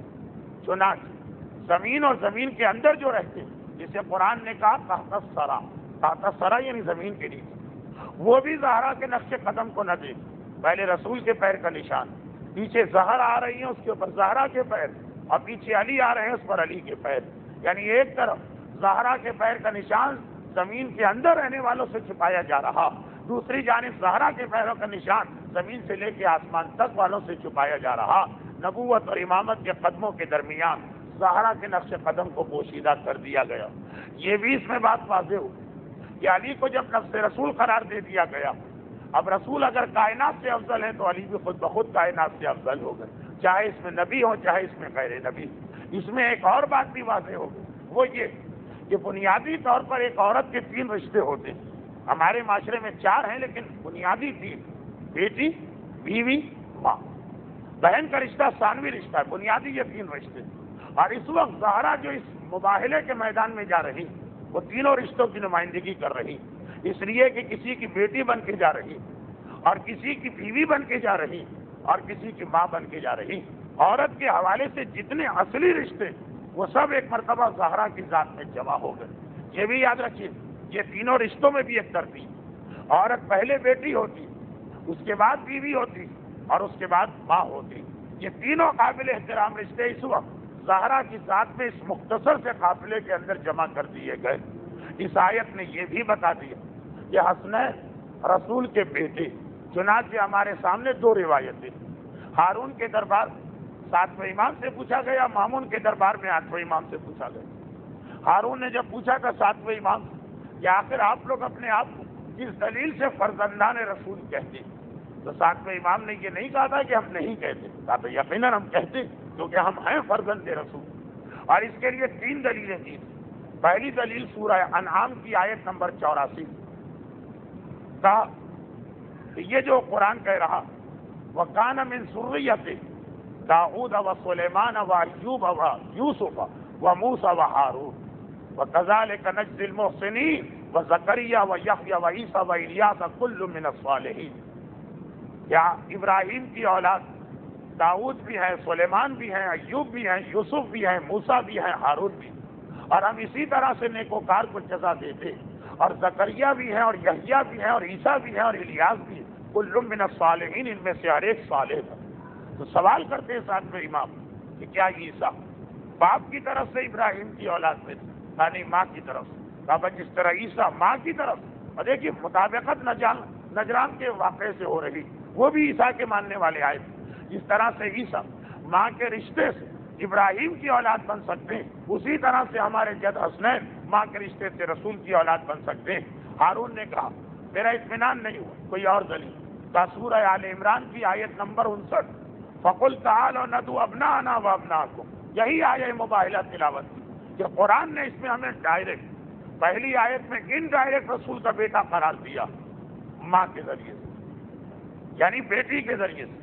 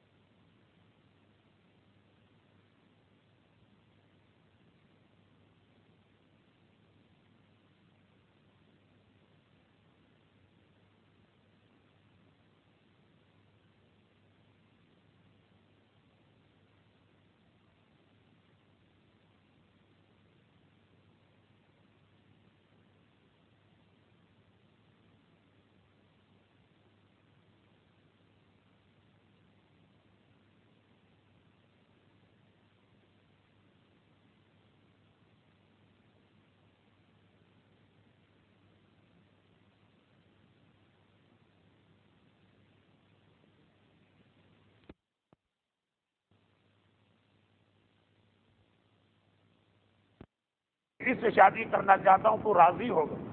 کہا خوشی سے، سر کے بل بسر و چشم۔ کہا رسول تجھ سے کہہ سکتے، مجھ سے نہیں کہہ سکتے، اس لیے کہ تیری بیٹی رسول کے لیے حلال اور ہماری بیٹی رسول کے لیے حرام ہے، کیونکہ وہ خود رسول کی بیٹی۔ یہ 3 دلیلیں جو تھی، ان میں سے دوسری دلیل یہی آیہ مباہلہ تھی۔ اور مامون نے جس وقت آٹھویں امام سے کہا وَمَا الدَّلِيلُ عَلَى خِلَافَةِ الْجَدِّ، اے آٹھویں امام آپ کے جد کی خلافت میں دلیل کیا؟ امام نے کہا آیت و انفس، آیت انفس، جب رسول کا نفس علی کو قرار دے دیا، جب رسول نہ ہو تو نفس رسول ان کی جگہ پہ آ جائے گا۔ مامون نے کہا لولا نساءنا، یقیناً یہ دلیل صحیح ہوتی اگر لفظ نساءنا نہ آتا۔ آٹھویں امام نے کہا لیکن فلولا ابناءنا، میرا اعتراض صحیح ہوتا اگر ابناءنا نہ آتا۔ میں نے عرض کیا تھا کہ اس پہ غور کیجیے، اور آج بھی فقط غور ہی ہو سکتا ہے، اس لیے تو بہت تیزی کے ساتھ وقت ختم ہو رہا اور واقعہ مکمل کرنا، یہ ساری چیزیں تو آپ مجالس میں سنتے رہتے، تو بس اسے آخری چیز سمجھیے اس حوالے سے۔ کیا مطلب کیا ہوا اس جملے کا؟ علماء خود بھی پریشان ہوئے، کہا کہ اس کا کیا مطلب ہے؟ 2-3 مطلب سمجھ میں آتے ہیں۔ پہلی بات یہ کہ عربی جب کبھی لفظ نفس کے ساتھ لفظ نساء آتا، اس وقت نفس کے معنی آٹومیٹک مرد کے ہو جاتے ہیں۔ عام حالات میں نفس کے معنی ہے نفس، لیکن جب تک لفظ نفس کے ساتھ لفظ نساء آ جائے تو پھر نفس کے معنی نفس نہیں رہتے، مرد ہو جاتے ہیں۔ یہ بہت ہی مشہور عربی کا قاعدہ، جیسا کہ زکوٰۃ کی آیت قرآن نے کہا مسکین و فقیر کو زکوٰۃ دو، دونوں میں فرق کیا؟ ہمیں تو ایک جیسا لگ رہا، کہا کہ اگر اکیلا لفظ مسکین آئے تو اس کا مطلب ہے فقیر و مسکین، اور جب فقیر کے ساتھ آئے تو دونوں کے معنی بدل جاتے ہیں۔ فقیر معنی کچھ بھی نہ ہو، مسکین معنی آدھی تنخواہ مل رہی ہے جس سے گزارا ہو رہا ہے اور باقی آدھے کے لیے کمی، یہ ایک عربی کا قانون ہے۔ تو مامون نے کہا، امام نے کہا انفسنا، علی نفس رسول، اور جب اصل چیز چلی جائے تو نفس آئے۔ مامون نے کہا لولا نسانا، اگر لفظ نسانا نہ ہوتا، تو کہ نسانا جہاں آ جائے، انفسنا کے معنی نفس نہیں رہتے، مرد رہتے۔ آیت کا ترجمہ ہو اپنے مردوں کو لاؤ اور اپنی عورتوں کو۔ امام نے کہا لولا ابنان، میری بات صحیح، عربی میں جب کبھی لفظ نفس کے ساتھ نساء، نفس کے معنی مرد، لیکن جب کبھی لفظ نساء کے ساتھ ابنانا آ جائے تو نساء کے معنی بیٹی ہوتے ہیں، ابنانا کے معنی بیٹے ہوتے ہیں، انفسنا اپنے پرانے معنی پہ چلا جاتا۔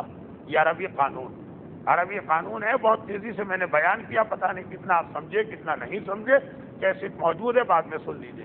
تو بات یہ ہو انفسنا، امام نے کہا اس کا مطلب نفس، مامون نے کہا نہیں نسانا آ گیا، اس کا مطلب مرد اور عورتیں۔ امام نے کہا تو نے صحیح کہا، لیکن جب ابنانا آ گیا تو ابنانا نے نسانا کے معنی بدل دی، انفسنا آزاد ہو گئی، وہ اپنے اصلی معنی دے رہا۔ ایک تو یہ عربی گرامر کے اعتبار سے یہ جواب ملے گا، اسی لیے عربی سیکھنا ضروری۔ اس کا ایک اور مفہوم ہو سکتا، اور وہ یہ کہ جب امام نے کہا کہ انفسنا میرا جد رسول کا نفس، مامون نے کہا اگر لفظ نسانا نہ تھا، نسانا نے بتا دیا کہ اس سے مراد ذات زہرا اور علی زہرا کے شوہر، تو اگر علی نفس رسول ہوتے تو کیسے رسول کی بیٹی کے شوہر بن جاتے؟ رشتے میں قباحت، اگر نفس رسول سے مقصد وہ یا رسول جیسے، تو پھر رسول کی بیٹی ایک طرح سے ان کی بھتیجی بن جاتی، جبکہ یہ رشتہ تو بھتیجی سے بھی قربت کا۔ کہا کہ انفسنا، مامون کا جملہ، انفسنا سے مطلب نفس رسول ہوتا، مگر نسانا آ گیا، اس نے کہا اس سے مطلب نفس نہیں، ورنہ کیسے ممکن ہے کہ کوئی شخص اپنی بیٹی سے شادی کرے؟ امام نے کہا یہ بھی تو دیکھو اپنا آنا، جب حسنین قرآن نے رسول کا بیٹا قرار دے دیا تو گویا کہ علی کے بیٹے جب رسول کے بیٹے بن سکتے ہیں تو علی رسول کا نفس بن سکتے ہیں۔ دونوں پہ غور کیجیے گا، بہت دقیق، بہت اہم اور معصوم کے کلام کی گہرائی والا جملہ ہے، اور بہت سارے اور پہلو اس میں نکلیں گے۔ ایک مرتبہ پھر جملے کو دوہرا دیں کہ کیا دلیل ہے خلافت کا؟ یہ دلیل ہے کہ قرآن نے انفسنا کہا، مامون نے کہا انفسنا کے معنی نفس نہیں ہے، کیونکہ قرآن نے ساتھ میں نسانا بھی ہے۔ امام نے کہا یقیناً تیری بات صحیح، نسانا اگر آ جاتا تو انفسنا کے معنی ختم ہو جاتے، لیکن ابنانا آ گئے، ابنانا نے نسانا کے معنی بدل دیے، انفسنا کو آزاد کر دیا دونوں جوابوں کے ساتھ۔ اور آخری بات، یہ تو ذاکری کا پیور نقطہ، اور وہ یہ کہ جب قرآن یہ کہہ دیا کہ فقط آیت کیا اس سارے بیٹوں کو لاؤ، آپ کہیں گے لفظ سارے کہاں لکھا؟ عربی کا قانون جب جمع کا صیغہ مضاف ہو خود بخود اس میں معنی آتے سارے۔ اگر آپ سارے کے لیے کوئی لفظ ڈھونڈیں گے نہیں ملے گا۔ الحمدللہ رب العالمین، تمام تعریفیں اللہ کی۔ لفظ تمام کے لیے کون سا لفظ؟ ال۔ ہم پر جو ال ہے، ال کے معنی تمام۔ یہ عربی کی ڈکشنری، اردو سے حل نہیں ہوگا، گجراتی سے حل نہیں ہوگا۔ سارے بیٹوں کو لاؤ، ساری عورتوں کو لاؤ، سارے نفسوں کو لاؤ، سارے کا، اور پھر رسول نہیں لا، اس کا مطلب بس یہی ہے اور کوئی نہیں۔ چنانچہ مرحوم اظہر حسن زیدی صاحب کا ایک جملہ، بہت دلچسپ جملہ ہے، آئے مباہلہ کے حوالے سے، کہ مباہلہ میں سب کو بلایا، رسول نے فقط ان کو پیش کیا۔ اس کا مطلب دوسروں سے کہا اب نہ آنا، اب نہ آنا، تمہارے لیے کوئی گنجائش نہیں۔ قرآن نے اب نہ آنا کہہ کر انہیں پیغام دے دیا کہ اب نہ آنا، تشریف لانے کی زحمت گوارا نہ کریں، اب تم نہیں آ سکتے ہو۔ اگر ویسے ہی آپ کو عربی کو اردو سے سمجھنا تو یہی سب سے بہتر طریقہ کہ یہ والا نقطہ سمجھ لیجئے، ان کے علاوہ سب سے کہہ دیا اب تم لوگ نہ آنا، اب نہ آنا۔ خیر، اب پیغمبر اسلام اس پہ عمل کرتے ہوئے چلے، اور اس کے حوالے سے ایک نقطہ میرے مرحوم استاد خطیب اعظم مرحوم مولانا ظفر حسن صاحب بھی بیان کرتے، اور اتنا مقبول ہے کہ اب تو ہر ذاکر پڑھتا۔ وہ مباہلے کے اختتام پہلے سن لیجئے تاکہ یہ باتیں ایک طرف ہو جائیں۔ وہ یہ کہتے تھے کہ اتنے دن رسول نے قرآن پڑھا لیکن نہ ماننا تھا نہ ماننا، اور اتنے دن کو میں نے سمجھا دیا، 80 آیتیں، اتنے مناظرے، اتنے مباحثے، نہیں مانا۔ تو قرآن پڑھتے رہے رسول، نہیں مانا، اہل بیت کو لے کے آگے فوراً مانا۔ تو جب رسول کی ذات کے لیے خالی قرآن کافی نہ ہوا اور انہیں اہل بیت کو لانا پڑا، تو امت کیسے کہہ سکتی ہے کہ ہمارے لیے قرآن کافی ہے، بغیر اہل بیت کے ہمارا کام چل جائے گا؟ نہیں چلے گا۔ دیکھ لیجیے اللہ کا رسول اس اعلان کے بعد کہ کل مجھے نکلنا، ساری رات تیاری کرتا رہا، اپنا آنا کو بھی جمع کرتا رہا برد یمانی کے نیچے، نسانا کو بھی جمع کرتا رہا برد یمانی کے نیچے، اور انفسنا کو۔ ادھر بھی عیسائی خالی نہیں بیٹھے تھے، ٹانگیں پھیلا کے سو نہیں رہے تھے، انہوں نے بھی اپنی دونوں عورتوں مریم اور سارا سے کہا کل تمہیں نکلنا، لیکن جب ہم بتائیں گے، جب ہم سگنل دیں گے۔ اور جو 2 بیٹے لے کر آئے تھے، عبد المنعم اور صبغۃ المحسن، صبغہ سواد کے ساتھ، جو سورہ بقرہ کی آیت 138 میں لفظ استعمال ہوا، صبغۃ المحسن، ان کو بھی تیار کیا۔ اور الگ سے بھی ایک میٹنگ کر لی کچھ علماء نے کہ ہم کو یہ بھی دیکھنا ہے رسول کل کس کو لے کے آتے، جگر کے ٹکڑوں کو کہ اپنے ساتھیوں کو۔ یہ باتیں بیان ہو گئی، یہ باتیں گزشتہ تقریر میں آ چکی۔ اگلے دن اللہ کا رسول اس شان کے ساتھ نکلا کہ ادھر مدینے کے بہت سارے لوگ دروازے پہ کھڑے تھے، شاید ہم کو بلایا جائے، ان کی امیدوں پہ بھی اوس پڑ گئی، وہ الگ الگ کر کے پھر باہر چلے گئے۔ اور ادھر عیسائی بھی گھبرا گئے، خصوصاً جب ان کے سب سے بڑے عالم ابو حارثہ کے چھوٹے بیٹے قرظ نے پیغمبر کے انداز کو دیکھ کے کہا خبردار، مباہلے کے لیے نہ نکلنا، اس طرح سے یہ رسول بیٹھا ہے جس طرح انبیاء بیٹھتے ہیں، 2 درختوں کے اوپر ابا ڈالی۔ اہل بیت اس وجہ سے آل ابا بھی کہلاتے ہیں۔ اور پھر پہلے تشہد کے انداز میں بیٹھے اور اپنے پیچھے اسی ترتیب سے پنجتن کو بٹھایا، واقعہ چونکہ بیان ہو چکا اس لیے جملے مختصر، اور پھر ایک مرتبہ اپنے ابا سے باہر آئے، ایک کندھا ابا کے اندر، ایک کندھا باہر آ چکا، پیغمبر کا سیدھا ہاتھ آسمان کی طرف بلند، الٹا ہاتھ اس کمان پہ رکھا ہے جس کے سہارے ٹیک لگا کے کھڑے، اور ہونٹ ہلنے کے قریب، ہلیں گے جب سامنے سے کوئی آئے، کیونکہ طے پایا ہے نجعل لعنت اللہ، ہم دونوں مل کے لعنت بھیجیں گے، ادھر سے آئے تو پیغمبر، ادھر سے لفظ لعنت کہیں گے، ادھر سے لفظ لعنت۔ یہ منظر دیکھ، قرظ ابو حارثہ کا چھوٹا بھائی، جو اس دن اس زمانے میں نجران میں نہیں تھا جب وہ 4 دن کا مناظرہ ہوا تھا، وہ کسی کام سے باہر گیا، وہ تو اس وقت آیا جب یہ قافلہ چل رہا تو بیچ میں آگے مل گئے، اور راستے کا ایک واقعہ تھا جس نے اس کو بتا دیا کہ رسول سچے، وہ واقعہ آپ سن چکے، اس نے منظر دیکھ کے خاموش کیا۔ اس کے بعد ایک اور عالم، اب نجران کے عیسائیوں میں بحث ہونے لگی ہمیں کیا کرنا، ہمیں کیا کرنا۔ ایک اور عالم نے کہا خبردار، بعض کتابوں میں ہے کہ یہ وہی ابو حارثہ، خبردار باہر نہ جانا، ایک مرتبہ تم مقابلے میں نکلے رسول بالکل تیار، ایک بار اگر انہوں نے لعنت کی تو یاد رکھو روئے زمین پہ عیسائی کوئی باقی نہیں بچے، اور یہ ایسے سچے چہرے ہیں کہ پہاڑ ٹلنے کی دعا کرے تو پہاڑ ٹل جائے۔ دوسرے گروہ نے کہا نہیں ہمیں جانا چاہیے، ورنہ کتنی شرمندگی برداشت کرنا پڑے گی۔ آخر پیغمبر کی طرف سے قاصد آئے، کہا کہاں ہے تمہارے سردار عاقب و سید؟ یہ وہی دو تھے کہ جو ہر جگہ بڑھ بڑھ کے بول رہے، میں انتظار کر رہا ہوں۔ پیغمبر کا نمائندہ آ گئے اور کہا کہ رسول انتظار کر رہے ذرا جلدی سے آؤ۔ عاقب و سید اپنے مشیروں سے مشورہ لے رہے کیا کیا جائے۔ ایک کی بات آ گئی باہر نہ جانا، دوسرے نے کہا نہیں ہماری توہین ہے، بدنامی ہے، سارے عرب میں یہ بات پھیل جائے، ہمیں یہیں پہ رہنا اور روم والوں سے وہ سالانہ تحفے لینا یہ کیسے ہو سکتا ہے کہ نہ جانا۔ آخر تیسرے نے مشورہ دیا، کیا ہے عاقب و سید ابھی جاؤ، اکیلے جانا، عورتوں کو روکے رہو، بچوں کو روکے رہو، کیونکہ ان کو لے کے جاؤ گے تو کورم پورا ہو جائے گا مباہلہ کا۔ رسول بد دعا شروع کر دے، نہیں اس طرح سے جاؤ جیسے مباہلے کے لیے نہیں جا رہے، فقط بات کرنے کے لیے، اور ذرا دیکھ کر آؤ کہ رسول کس طرح بات کر رہے ہیں، یعنی ان کے انداز کو دیکھ، انہیں اپنی سچائی پہ یقین، یہ آ تو گئے ہیں میدان میں لیکن دل میں ڈرے ہوئے ہیں، اور اس کے لیے طریقہ یہ اختیار کرو، بھائی رسول پوچھیں گے کہ کہاں ہیں تمہارے ساتھ تمہارے بچے اور تمہاری عورتیں، تو کہنا ابھی تو ہم دیکھنے آئے تھے کہ مباہلہ کیوں نہیں ہو رہا۔ رسول کہیں گے کہ ہم تو تیار بیٹھے، تو بڑی حقارت کے ساتھ ان سے کہنا کہاں تیار بیٹھے، ایک عورت دو بچوں کو لے کے لڑنے آئے، اتنے سارے جو آپ کے ماننے والے بڑے بڑے لوگ ہیں وہ کہاں، اور ہم اس حالت میں مباہلہ نہیں کر سکتے۔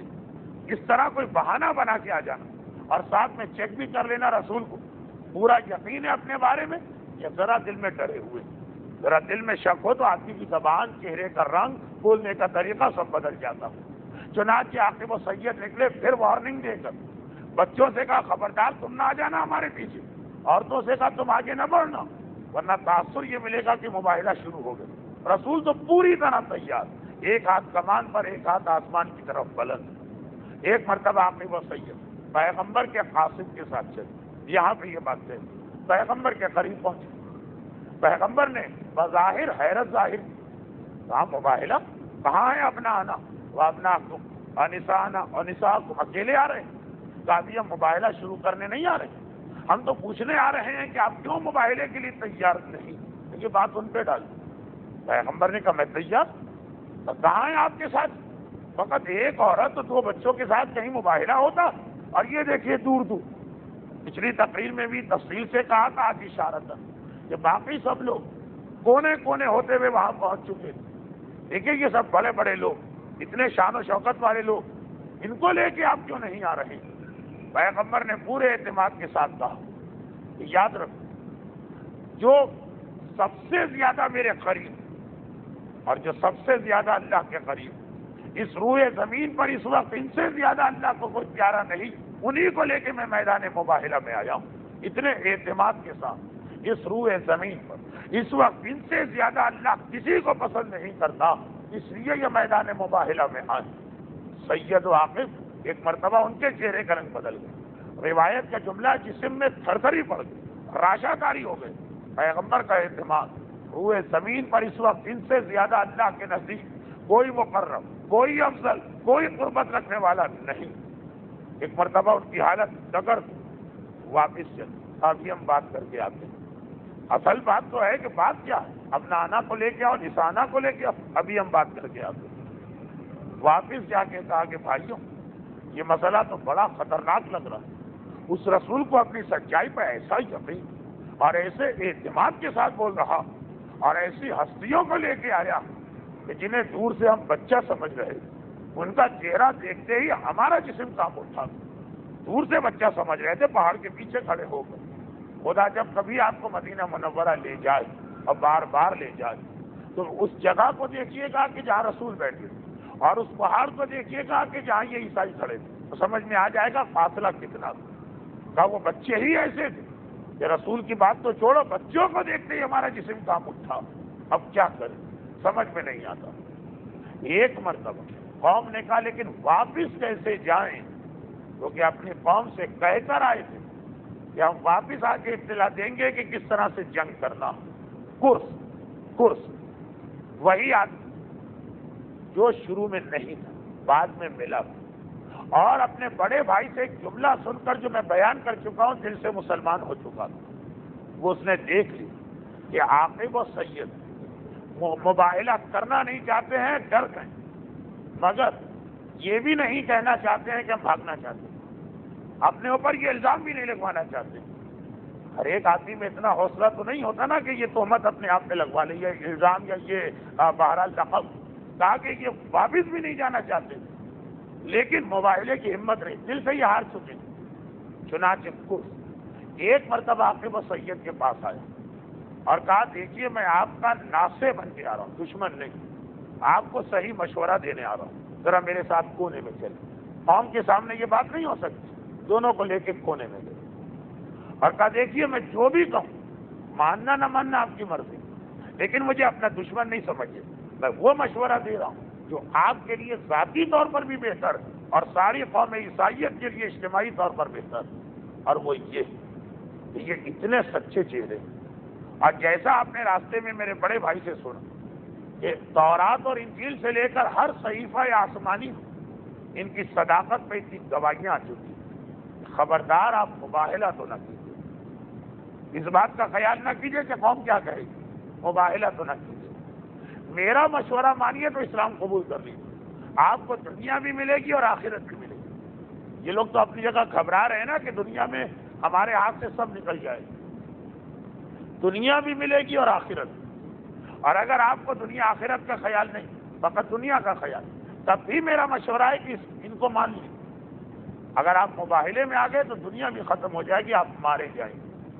سید اور عاقب خود ان کی عقل کہہ رہی ہے کہ یہ بات صحیح، مگر ماننا بھی تو ایک مسئلہ ہے نا، اپنی شکست کھڑے ہوئے سوچ رہے ہیں۔ ایک مرتبہ پھر کرز نے کہا ابھی بھی آپ کو ہوش نہیں آیا، ذرا آپ نے چاروں طرف دیکھی، 6 نشانیاں ہمارے کتنے قریب آ رہی ہیں، ذرا دیکھیے سورج گہن کے عالم میں جا رہا، جیسے عذاب خدا سے پہلے سورج چھپ جاتا، ذرا دیکھیے سورج کا رنگ بدلتا جا رہا، اور کیا آپ نہیں دیکھ رہے یہ درخت ان کی شاخیں جھکنے لگی، یہ عذاب خدا کی نشانیاں ہوتی ہیں جو تقریباً ہر اہل کتاب جانتا۔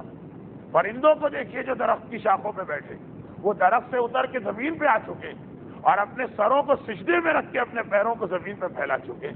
آپ علماء ہیں اپنی قوم کے، آپ کو پتا ہے کہ کس چیز کی نشانیاں، کیا آپ نہیں دیکھ رہے کہ اس وقت پہاڑوں اور زمین میں سے ہلکا ہلکا دھواں نکلنا شروع ہو چکا، اور کیا آپ نہیں دیکھ رہے کہ گرمی کا موسم اور دور دور تک بارش کے آثار نہیں ہونے چاہیے تھے، کالے کالے بادل چاروں طرف سے امٹ کے آ رہے، اور کیا آپ کو آندھیوں کے آثار نظر نہیں آ رہے؟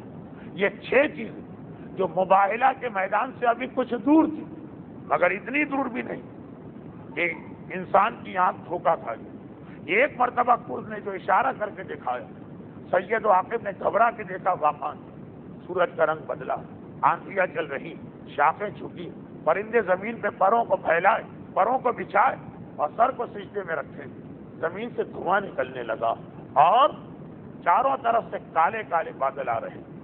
ابھی بھی ذرا بس وہ پیش کیا تو آخری جملہ کہہ دی، کرد نے کہا ارے آپ کیوں ایسی غلطی کر رہے ہیں کہ اپنے ساتھ اپنی قوم کو بھی لے ڈوبیں گے؟ ہم قوم یونس کیوں نہ بن جائیں جنہوں نے آثار عذاب دیکھتے ہی نبی کو مانا اور توبہ کر لی، تو ان سے زیادہ خوش قسمت کوئی قوم نہ رہی۔ سید و عاقب اتنا کہے سننے کے بعد اور اپنی آنکھوں سے دیکھنے کے بعد اب ایک مرتبہ حوصلہ ہار گئے، کہا بات تو بالکل صحیح کہہ رہے، لیکن ہمیں اتنے دن پیغمبر سے بحث کی ہے نا، ان کے پاس جا کر اپنی شکست مانتے ہوئے شرم آ رہی۔ سید اور عاقب سے کرز نے کہا اچھا آپ ہے، میں جاتا ہوں، میں یہ مسئلہ حل کر دیتا ہوں، فقط آپ کی یہ جو جھوٹی شرم ہے، جھوٹی غیرت، اس کا بھی یہ علاج، میں جاتا ہوں، مجھے اجازت دیجیے اور اختیار دیجیے۔ کہا تمہیں پورا اختیار۔ کرز آئے رسول کے پاس، پہلے تو سلام کیا، السلام علیکم یا رسول اللہ، اور پھر کہا کہ میں سچے دل سے اسلام لا چکا ہوں، فقط اس لیے کہ ان کا ساتھی ہوں، اس لیے ان کے ساتھ آیا ہوں، اے اللہ کے رسول، یہ لوگ ہر چیز ماننے کو تیار ہیں، مباہلہ نہیں کریں۔ پیغمبر نے کہا کیا اسلام قبول کریں؟ کہا نہیں، اسلام قبول نہیں کر سکتے۔ تو کیا پھر جہاد کے لیے تیار؟ کہا نہیں، جہاد بھی نہیں کرنا چاہتے۔ اب پھر کرد نے کہا کہ یہ جزیہ دینے کو تیار ہے۔ اب آئیے، مباہلے کی آج 8ویں مجلس ہے نا، تقریر۔ پہلی تقریر میں آیا تھا، پیغمبر نے خط میں بھی یہی لکھ کے بھیجا تھا۔ یہ پیغمبر کا خط گیا تھا جو یہ سارے واقعات بھیجا۔ خط میں بھی یہ لکھا تھا، یہ اسلام قبول کرو، یا جہاد کے لیے تیار ہو، یا جزیہ دے دو۔ کہا یہ جزیہ دینے کو تیار ہے۔ سید اور عاقب جب یہ کرس کو بھیجا تھا، ایک جملہ اور کہا تھا، وہ یہ کہا کہ رسول سے بات کرنا، مگر پوری کوشش کرنا کہ ہمارے معاملے میں رسول کا بھائی علی بھی شامل ہو جائے۔ سید و عاقب کو یہ کیسے پتا چلا؟ انہوں نے نہیں بتایا۔ علماء کہتے دو وجوہات۔ پہلی وجہ، نجران کے اندر جب 4 دن بحث ہوئی تو جتنی بھی کتابیں کھولی گئی رسول کے ساتھ علی کا ذکر تھا۔ اور دوسری وجہ، یہ عیسائی جس دن مدینے میں آئے اور رسول نے منہ پھیر لیا تھا، علی کی وجہ سے ان کا سارا مسئلہ حل ہوا تھا۔ دونوں طریقے سے اپنی آنکھوں سے بھی دیکھا علی کی منزلت کو، اور کتابوں میں بھی پڑھا تھا، ان کو بیچ میں ڈال کوشش کرنا وہ ہمارے معاملے میں پڑھ۔ تو اب دیکھیے آپ یہاں کا جملہ، پیغمبر نے کہا اچھا وہ کیا چاہتے ہیں؟ وہ جزیہ دینا چاہتے ہیں، جو خود پیغمبر ان سے کہہ چکے۔ جزیہ یہودی اور عیسائی اور مجوسی ایک خاص ٹیکس دے دی تو اس کے بعد وہ مسلمانوں سے بہتر ہو جاتے دنیاوی اعتبار سے۔ کیا مطلب؟ ان کی جان، مال، عزت بچانا مسلمانوں پہ واجب، بلکہ اگر کبھی باہر سے کوئی دشمن حملہ کرے گا تو وہ مالی مدد کریں گے، اپنے بچوں کو گھر میں بٹھائیں گے، اور مسلمانوں کو خود جا کے میدان میں لڑنا اور ان کا تحفظ کرنا۔ خیر، بڑے حقوق مل جاتے ہیں جزیے سے۔ پیغمبر اچھا تو جزیہ کس طرح دے گی؟ کہا اللہ کے رسول یہ تو آپ بتائیے، فیصلہ تو رسول کو کرنا۔ رسول نے کہا علی تم جاؤ اور جا کر جزیے کے بارے میں مذاکرات کرو۔ میرے مولا رک گئے۔ کہا اللہ کے رسول میں آخر کس چیز پہ مذاکرات کروں؟ جزیے میں ایک رقم طے ہوتی ہے۔ پیغمبر نے کہا جو تمہارا دل چاہے، اس لیے کہ ہر موقع ہر بھی و سلم کا سلم، تمہاری جنگ میری جنگ ہے، تمہاری سلو میری سلو۔ اس موقع پر بھی یہ حدیث ارشاد فرمائی، جو تم کہو گویا میں نے کہا۔ چنانچہ میرا مولا ثابت چلا۔ عاقب و سید وہ پہلے سے سوچ رہے تھے کہ علی درمیان میں پڑے تو مسئلہ آسان، ان کے لیے تو بڑی خوشخبری ہوگی۔ اور آخر یہ طے پائے کہ وہ ہر سال 2 مرتبہ ہزار جوڑے لباس کے دیں گے، ہر 6 مہینے بعد، سفر میں اور رجب میں۔ لیکن یہ جوڑے ان میں سے کسی کی قیمت بھی 40 درہم سے زیادہ نہیں ہونا چاہیے۔ پیغمبر بہت بوجھ نہیں ڈال رہا۔ اور اگر کبھی یمن کی طرف سے مسلمانوں پہ حملہ ہوا تو یہ 30 زرہ دیں گے، 30 گھوڑے دیں گے، 30 اونٹ دیں گے، اور 30 زرہ بختر دیں گے، اور 30 نیزے اور تلواریں دیں گے۔ لیکن یہ بھی بطور عاریہ مضمونہ دیں گے۔ کتنا آسان کر دیا پیغمبر نے۔ اگر کبھی حملہ ہو مدینے میں، مگر نہیں ہر طرف کا حملہ نہیں، تمہارے علاقے کی طرف، یہ یمن میں رہتے ہیں، وہاں سے یہ چیزیں دینا، مگر بطور عاریہ دینا۔ عاریہ مانے ادھار، قرض۔ عاریہ اسلام میں کسے کہتے ہیں؟ آپ کو ضرورت ہے کتاب کی، آپ نے کہا ذرا 2 دن کے لیے کتاب دی، یعنی یہ چیزیں واپس ہو۔ اور عاریہ بھی مضمونہ، عجیب جملہ رسول نے رکھا، احترام حقوق عیسائیوں۔ عاریہ میں کیا ہوتا؟ اگر آپ کسی سے کوئی چیز ادھار لیں اور آپ نے پوری حفاظت، اور پھر بھی وہ چیز چوری ہو گئی یا جل گئی یا ضائع ہو گئی، آپ کو اس کا تاوان نہیں دینا، سوائے زیورات۔ زیور اگر کوئی عورت لے کر آیا اور پوری حفاظت کے بعد ضائع، تب بھی وہ ذمہ دار ہے۔ لیکن اس کے علاوہ برتن، پڑوس کے گھروں سے برتن منگوائے جاتے ہیں، پوری حفاظت کے باوجود گلاس گرا اور ٹوٹ گئے۔ پوری حفاظت کا مقصد جتنا سامان کا مالک خود حفاظت کرتا، آپ ذمہ دار نہیں۔ لیکن اگر عاریہ دیتے وقت شرط لگا دی جائے کہ دیکھو شرن ذمہ دار نہیں، لیکن تمہیں اس کا تاوان دینا پڑے گا، تو پھر تاوان دینا ضروری ہے۔ اور اس کا نام ہے آریہ مضمونہ۔ پیغمبر نے کہا اگر یمن کی طرف سے حملہ ہمیں یہ 4-5 چیزیں 30 دینا، مگر یہ ادھار ہے، واپس ہو، اور مضمون ہے، یعنی اگر ہماری پوری حفاظت کے باوجود کوئی گھوڑا مر گیا ہم تمہیں اس کا بدلہ دیں۔ تو آخری شرط یہی تھی، سال میں 2 مرتبہ، ہر 6 مہینے کے بعد، سفر میں اور رجب میں 1,000 لباس کے جوڑے دے دینا، اور تمہارے جان، مال، عزت، آبرو، تمہارے قرضے، تمہارے راہب، تمہارے علماء، سب کی حفاظت ہم لوگ کریں گے۔ اور مولا نے طے کر دیا، آگے پیغمبر کو اطلاع دی، سرخ چمڑا منگوایا گیا، علی کے ہاتھ سے یہ پورا معاہدہ لکھا گیا، آخر میں پیغمبر کے دستخط اور گواہ کے طور پہ 2 صحابیوں کے دستخط، اور یہ لکھ کر ان عیسائیوں کے حوالے کیا گیا۔ ایک ٹیکنیکل پوائنٹ، آخری 2 جملے، اور آج ذکر رسول مکمل۔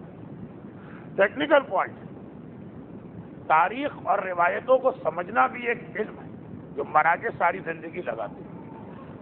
اتنے سارے لوگوں نے سنا، کبھی کبھار کوئی بہت ہی حساب کتاب کا ماہر آ جاتا، اعتراض ہوا کہ یہ تمام تاریخوں میں لکھا کہ سفر میں اور رجب ہر 6 مہینے کے بعد 2000 جوڑے دیے جائیں، 1000 ادھر 1000 ادھر، سالانہ 2000 کا۔ سفر سے رجب تک 6 مہینے نہیں ہوتے، 5 مہینے ہوتے، اور پھر رجب سے اگلے سفر تک 6 مہینے نہیں ہوتے، 7 مہینے ہوتے۔ موقع ملا تو سمجھا دوں، عربی جو پہلے 6 مہینے تھے اس میں عرب بڑے کنجوس ہو گئے تھے۔ ویسے عربوں کے پاس الفاظ بہت، لیکن کبھی کنجوسی آتی۔ پہلے 6 مہینوں کے نام جو عربوں کے پاس، 3 نام کو ڈبل کر کے چلاتے ہیں، ربیع الاول، ربیع الثانی۔ ویسے ربیع الثانی عربی اعتبار سے غلط، ربیع الاخر ہونا چاہیے، ثانی نہیں ہو سکتا، لیکن ہمارے یہاں رائٹ جمادی کا یہ ایک لفظ ہے، 2 مہینے چلے گا، جماد الاولیٰ، جماد الاخری یا جماد الثانی۔ اسی طرح سفر بھی ان کے پاس 2 تھے، سفر الاول، سفر الاخر، ربیع الاول، ربیع الاخر، جماد الاول، جماد الاخر۔ یہ 6 مہینے اس طرح تھے۔ جسے ہم محرم کہتے ہیں، یہ عرب میں محرم نہیں تھا، یہ تھا سفر الاول، سفر الاخر۔ حتیٰ یہ کہ نجران کے ایگریمنٹ تک یہی لفظ چل رہا تھا۔ اس کے بعد 10 ہجری میں جب قابل احترام مہینوں محرم کو شامل کیا گیا، یعنی سفر اول کو شامل کیا گیا، کہ اللہ نے 4 مہینے قابل احترام بنائے، ان میں سفر اول بھی ہے جسے ہم محرم کہتے ہیں۔ تو عرب اس مہینے کو کہنے لگے شہر اللہ المحرم، اللہ کا وہ مہینہ جو قابل احترام۔ آہستہ آہستہ شہر اللہ تو گر گیا، خالی محرم بچا۔ یہ 10 ہجری میں ہوا۔ اچھا، میں آپ کو ایک بات اور یاد دلا دوں، پچھلے سال ایک تقریر آئی تھی کہ حج کے موقع پر عربوں کو، مشرکین کو 4 مہینے کی اجازت دی گئی۔ تو جب محرم کا مہینہ شروع ہوا، یعنی مباہلہ ذی الحجہ میں، اس کے بعد والے محرم میں نام بدلا۔ مباہلہ کے ایگریمنٹ کے وقت لکھا تھا سفر کے مہینے میں، سفر سے مطلب جسے آج محرم کہتے ہیں۔ بات بہت لمبی ہو گئی، چنانچہ اب آخری بات، یہ ایگریمنٹ ہو گئی، اور اللہ کا رسول واپس مسجد النبوی آئے، لیکن مباہلہ کے میدان میں اپنے دونوں ہاتھ بلند کیے، اور اتنے بلند کہ زیر بغل سفیدی نمایاں ہو گئی، اور کہا اے اہل بیت رسالت، اگر کسی نے میری رسالت کا اجر یعنی تمہاری مودت کی ادا کرنے میں کوتاہی کی، خدا اور تمام ملائکہ اور انبیاء اس پہ ابد العابدین تک لعنت بھیجتے، اور چلو میرے ساتھ ان کو لے کے مدینے کی مسجد میں آئے۔ حجرہ سیدہ میں قدم رکھا، سجدے میں گر پڑے، 3 مرتبہ کا شکرن للمنعم، شکرن للمنعم، شکرن للمنعم، منعم یعنی نعمت دینے والا، اور شکرانے کا سجدہ مکمل کر کے سر اٹھایا۔ جبرائیل سامنے کھڑے، کہا اللہ کے رسول، ایک مباہلہ موسیٰ نے کیا تھا، اپنے ساتھ ہارون کو لے کے گئے، اور ہارون کو 2 بیٹے شبر اور شبیر، اور یہ مباہلہ ہارون سے ہوا تھا، جسے اپنی دولت میں بڑا فخر تھا۔ وہ جو مشہور ہے کہ قارون اور اس کا سارا خزانہ زمین میں دھنس گئے۔ آخر کیسے دھنسا؟ کیا بات پیش آئی تھی کہ عذاب خدا آیا؟ ورنہ تو وہ کافی عرصے سے لین دین میں گڑبڑ کر رہا تھا، زکات نہیں دیتا، خمس نہیں دیتا، قارون کے بھائی بند آج بھی ہیں، لیکن یہ عذاب کیوں آئے؟ آخر میں مباہلہ طے پایا کہ موسیٰ تم سچے نہیں ہو، میں سچا ہوں۔ موسیٰ نے کہا مباہلہ کرو۔ موسیٰ آئے، ہارون آئے، شبر آئے، شبیر آئے، ہارون کے دونوں بیٹے، اور قارون آیا، قارون کے گھر والے آئے، قارون کے ساتھی آئے۔ پیسے والے کے تو ساتھی بھی بہت ہوتے ہیں، اور مباہلے کے نتیجے وہاں قارون پیچھے نہیں ہٹا تھا۔ یہاں تو نجران کے عیسائی ہٹ گئے، پورا مباہلہ ہوا۔ جیسے ہی موسیٰ نے کہا کہ جھوٹوں پہ اللہ کی لعنت، زمین پھٹ، اور قارون اس زمین میں آہستہ آہستہ غرق، اپنے سارے گھر والوں سمیت، اپنے سارے خزانے سمیت، اپنے سارے ماننے والوں، اور آج کل کی اصطلاح میں یہ لفظ ممبر سے اچھا نہیں، اور اپنے سارے چمچوں کے ساتھ سب کے سب زمین میں دھس گئے۔ جبرائیل نے کہا خداوند علی اور اعلیٰ آپ کو سلام بھجوا کر یہ اعلان کرتا ہوں کہ اگر آج نجران کے عیسائی قارون کی طرح سے مباہلہ کر لیتے تو نہ صرف یہ کہ یہ سب زمین میں دھس جاتے، بلکہ چشمے زدن میں، یعنی فلک جھپکنے میں، یہ عذاب یہاں سے سینکڑوں میل دور نجران کی پوری بستی کو اپنی لپیٹ میں لیتا، اور بطور محاورہ اسی کا جملہ، اور ایسا مکمل عذاب آتا کہ ان کے درخت پر بیٹھنے والے پرندے بھی نوشتے، وہ سب اس کی لپیٹ میں آ جاتے، مگر یہ خوش قسمت کہ مباہلے سے انکار کیا۔ قارون بدقسمت تھا، مباہلہ کر، تو ایک مباہلہ ہوا، وہاں بھی شبر و شبیر گئے، اور وہ گیا جسے موسیٰ سے وہ نسبت تھی، جو یہاں میدان مباہلہ میں علی کو رسول سے ایک مباہلہ ہوا، ایک نہیں۔ پیغمبر نے ایک مرتبہ پھر سجدہ شکر کیا اور کہا اے اہل بیت رسالت، آج پھر خدا تمہارے حوالے سے زمین اور آسمان کے رہنے والوں پر فخر و مباحات کر رہا۔ 24 ذی الحجہ کی شام آ گئی اور خوشیوں بھری شام۔ ادھر یہ قافلہ نجران چلا، اب بڑے مایوس اور خوشمردہ، چہرے لٹکے ہوئے، قوم کو کیا جواب دے۔ وہاں پہ ایک بڑا ان کا عالم اسقف رہتا تھا، سب سے بڑا عالم۔ یہ 3 آئے تھے، ان سے بھی بڑا تھا اسقف، جو اتنا بوڑھا تھا کہ نجران کا مناظرہ جب پہلے دن شروع ہوا اسی نے بات شروع کی۔ اسے پتا چلا میری قوم آ رہی، وہ ایک مرتبہ استقبال کے لیے 1 منزل دور گئے، 1 منزل یعنی 3 میل کے فاصلے پر۔ اس کے ساتھ اس کا سگا چچا زاد بھائی بھی تھا، اس کی کنیت ابو القمہ تھی۔ یہ لوگ قریب آئے اور انہوں نے کہا کہ ہم اس شرط پر محمد سے مصالحت کر کے آئے ہیں، یہ کہہ کے وہ سرخ چمڑا آگے پیش کیا۔ یہ اس قوم کا سب سے بوڑھا آدمی اور ان کے سب سے بڑے چرچ کا سردار، جب وہ پڑھ رہا تھا ان کے چچا زاد بھائی کو بھی بے چینی سے پڑھنے کی، وہ اپنے اونٹ کو قریب لایا اور اچک اچک کے دیکھنے لگا۔ اس میں ایک دم سے وہ پھسلا، زمین پہ گرا اور اسے چوٹ لگی۔ بے اختیار اس نے کہا خدا اس مدینے والے سخت تکلیف میں ڈالے جس کی وجہ سے ہماری قوم اتنی پریشان ہے۔ اسقف یعنی ان عیسائیوں کا عالم اس کی زبان سے نکل گئی کہ تم نے کیا کہا؟ وہ نبی مرسل ہے، سچا رسول۔ وہی سنتے ہی ابو القمہ دوبارہ اچک کے اونٹ پہ بیٹھے اور کہا کہ اب اس اونٹ کا رخ نجران نہیں ہوگا، مدینے ہوگا، اور اس کا پالان میں اس وقت اتاروں گا جب مدینے پہنچ جاؤں گا۔ جب وہ سچا رسول تو مجھے اس کا کلمہ پڑھنا، یہ کہہ کے اونٹ کو بھگایا۔ اس کے سگے چچا زاد بھائی اسقف گھبرا کے کہا کہ بھائی میں نے تو اسے سچا رسول پبلک کو دھوکہ دینے کے لیے کہا تاکہ لوگ اگر ہم سے پوچھیں کہ تم ڈر گئے، دب گئے، اس سے مصالحت کر لی، جھک گئے، تو ہم کہیں وہ سچا رسول تھا۔ ویسے وہ سچا رسول ہے نہیں۔ ابو القمہ نے کہا یہ باتیں نہ بناؤ، اگر وہ سچا رسول نہ ہوتا تو بے اختیار تمہاری زبان پہ یہ جملہ آتا ہی نہیں۔ اب تم فریب کر رہے ہو، وہ کلمہ حق تھا، میں یہاں پہ ایک لمحے ٹھہرنے کو تیار نہیں۔ اور اس تیزی سے چلا کہ واقعاً بغیر سانس لیے وہ مدینے پہنچا، پیغمبر کے ہاتھ میں بیعت کی، کلمہ اسلام پڑھا، اور اگلے سال 10 ہجری کی ایک چھوٹی سی جھڑپ میں مرتبہ شہادت میں فائز ہوا۔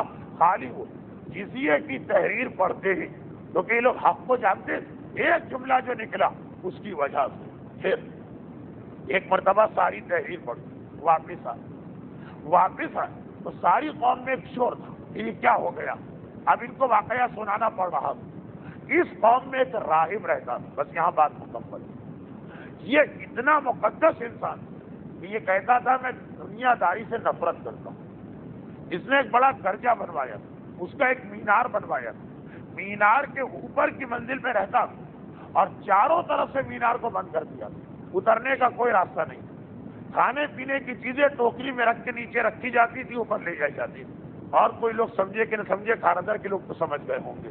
چنانچہ کوئی راستہ بھی نہ تھا اترنے کا. ایک مرتبہ اس نے سنا کہ آج میری قوم میں عجیب شور شرابہ. اتنا وہ اپنی قوم سے دور تھا عبادت کی خاطر, ایسے مینار میں بیٹھ گیا. اس نے ایک مرتبہ گھبرا کے پوچھا کیا بات ہے. تو جو آدمی اس کو کھانا دیتا ہے اس نے خط میں لکھ کے سب بھجوا دی. ایک نبی مکے میں پیدا ہوا, وہ مدینے گیا, اس کا خط آیا, یہ ساری بات ہوئی. پھر ہمارے لوگ گئے وہاں سے اس سے معاہدہ لکھوا کے لائے اور اس معاہدے کو دیکھ کر ابو القمہ اسلام کا کلمہ پڑھ کے مدینے گئے. وہ راہب وہاں سے شور مچاتا, مجھے جلدی سے اتارو, اگر تم لوگوں نے دیر کر دی تو میں چھلانگ لگا کے مر جاؤں گا, میرا خون تم پر ہوگا. اچھا, اس کا تقدس اتنا کہ سب لوگ اس کو مانتے ہیں. اسے اتروایا. اب لوگ حیران کہ بھائی آپ کو کیا ہوا بیٹھے بیٹھے. کہا یہ سچا رسول, یہ سچا رسول. میں یہاں مینار پر بیٹھ کر اللہ کی عبادت کروں اور اس کو نہ مانوں, میری ساری عبادت ساری. میں بھی مدینے جا رہا ہوں. فوراً گھوڑا تیار کر کے یہ بھی مدینے گیا, جسے تنہائی اور گوشہ نشینی کا اتنا شوق تھا, مگر اسے پتا کہ ساری عبادت بیکار ہے اگر حجت خدا کو نہ مانا جائے. مدینے گئے, پیغمبر کے ہاتھ پر اس نے بھی اسلام قبول کیا. مگر ابو القمہ نے اپنے لیے شہادت چنی. اس نے کہا میں آپ کے قدموں پہ رہوں گا جب تک کہ موت نہ آ جائے. اس نے اپنے لیے تبلیغ چنی.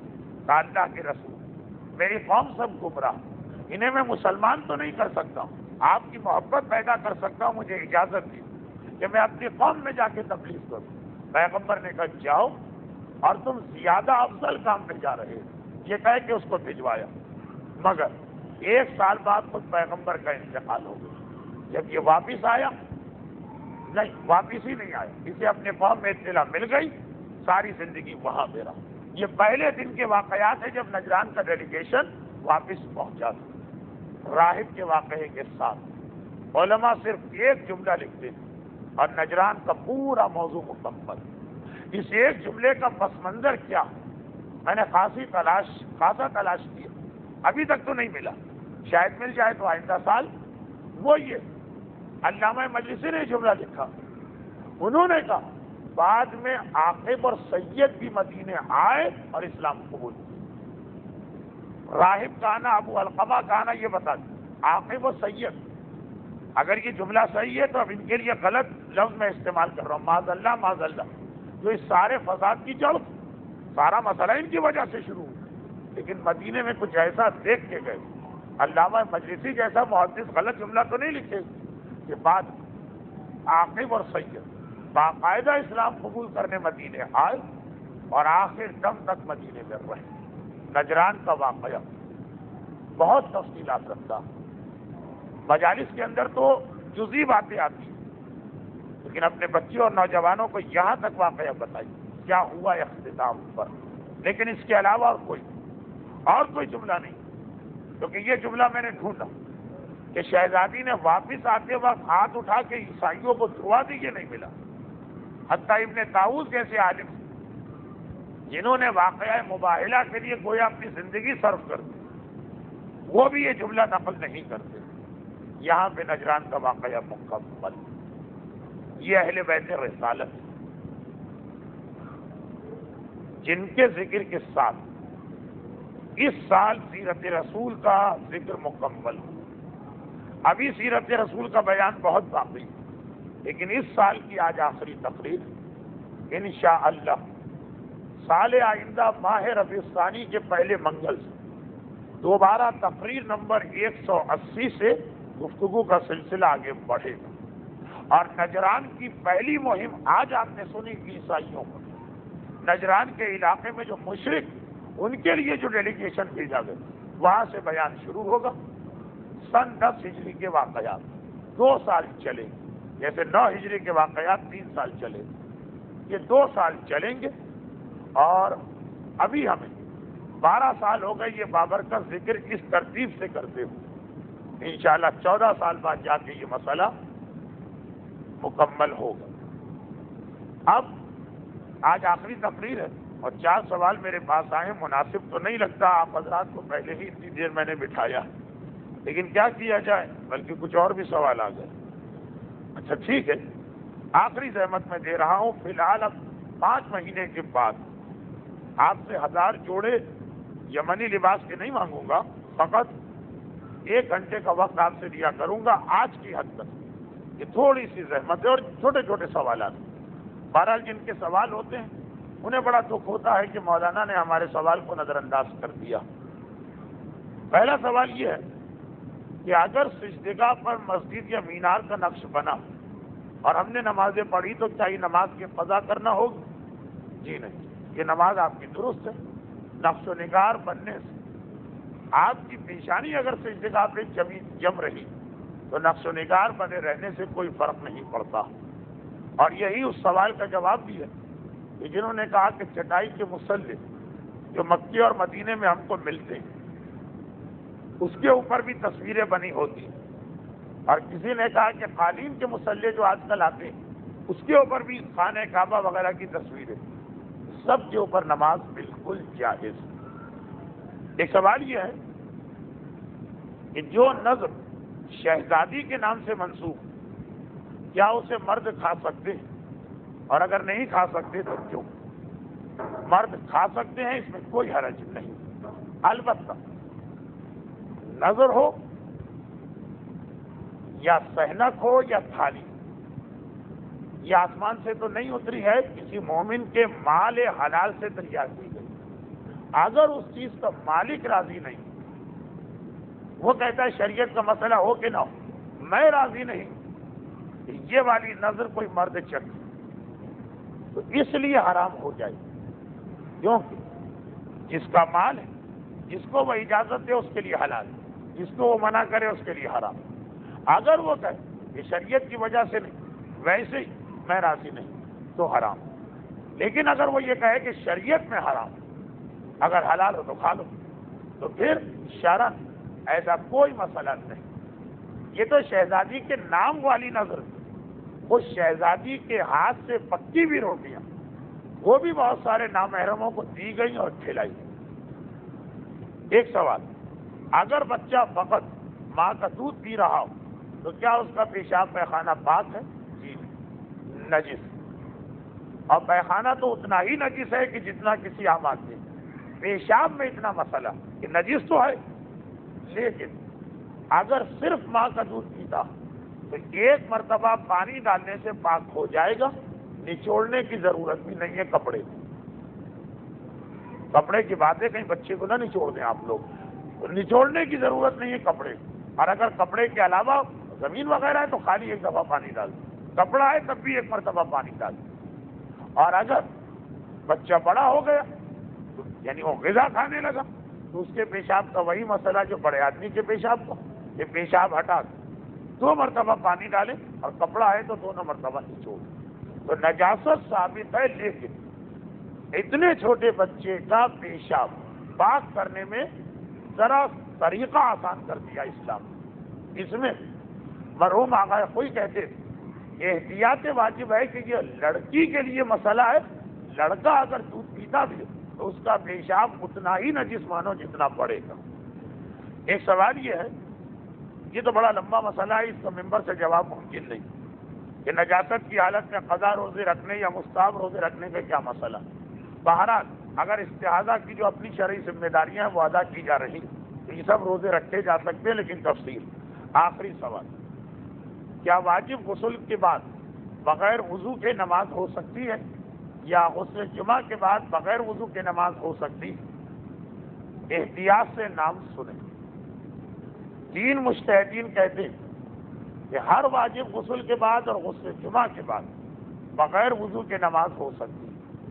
4 مجتہدین کہتے ہیں نہیں ہو سکتی، بلکہ غسل جنابت کے علاوہ ہر غسل کے ساتھ وضو کرنا، چاہے واجب غسل ہو چاہے غسل جمعہ ہو۔ کون اجازت دیتے ہیں؟ مرحوم آقا کوئی آیت اللہ روحانی اور آیت اللہ سیستانی یہ اجازت دیتے ہیں، یعنی وضو کی ضرورت نہیں۔ اور کون منع کرتے ہیں اور کہتے ہیں وضو ضروری؟ امام خمینی، آیت اللہ بالبائگانی، آیت اللہ عراقی اور آیت اللہ خامنہئی، یہ مجتہدین کے دو الگ الگ فتوے۔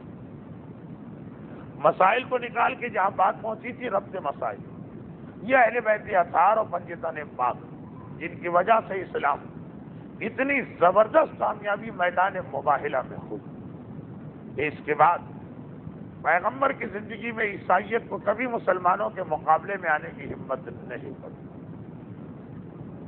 مسلمانوں نے اہل بیت کا دامن چھوڑ کر اپنا نقصان کیا، اسلام کو کمزور بنایا، عالم اسلام پر تلوار کے جہاد کے حوالے سے تہمتیں لگی۔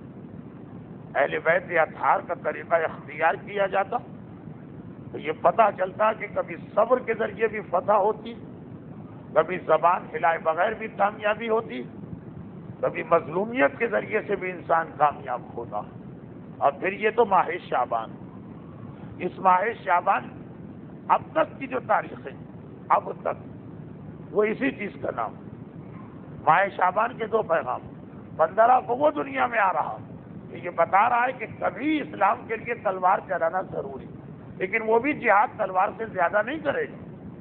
پچھلے سال محفل جعفری کی 15 شعبان کی مجلس کا کیسٹ سن لیں، لیکن ابتدائی جو تاریخ ہے، پہلی شعبان زینب کبریٰ کی ولادت، 3 شعبان حسین مظلوم کی ولادت، 4 شعبان بقول راوی ایک روایت عباس علمدار کی ولادت، 5 شعبان اعلیٰ روایت سید سجاد کی ولادت۔ اور یہ سب کربلا کے وہ کردار جنہوں نے بتایا کہ تلوار چلا کے کامیابی حاصل کرنا پھر بھی آسان، مگر وہ کامیابی ناپائیدار، مظلومیت کے ذریعے سے جو کامیابی حاصل کی جاتی ہے وہ ہمیشہ پائیدار۔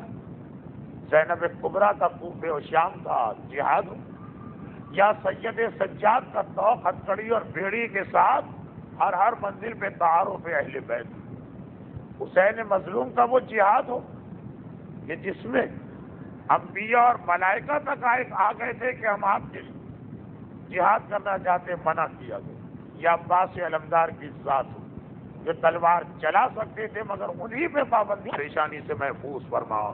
ہمارے تمام مرحومین کو اعلی علیین میں انہی معصومین کے جوار سے ملحق فرماؤ جس اسلام کے لیے یہ قربانیاں دی گئی، اور پیغمبر نے ساری زندگی جہاد کی، ہمیں اس اسلام پہ عمل کی توفیق عطا فرماؤ۔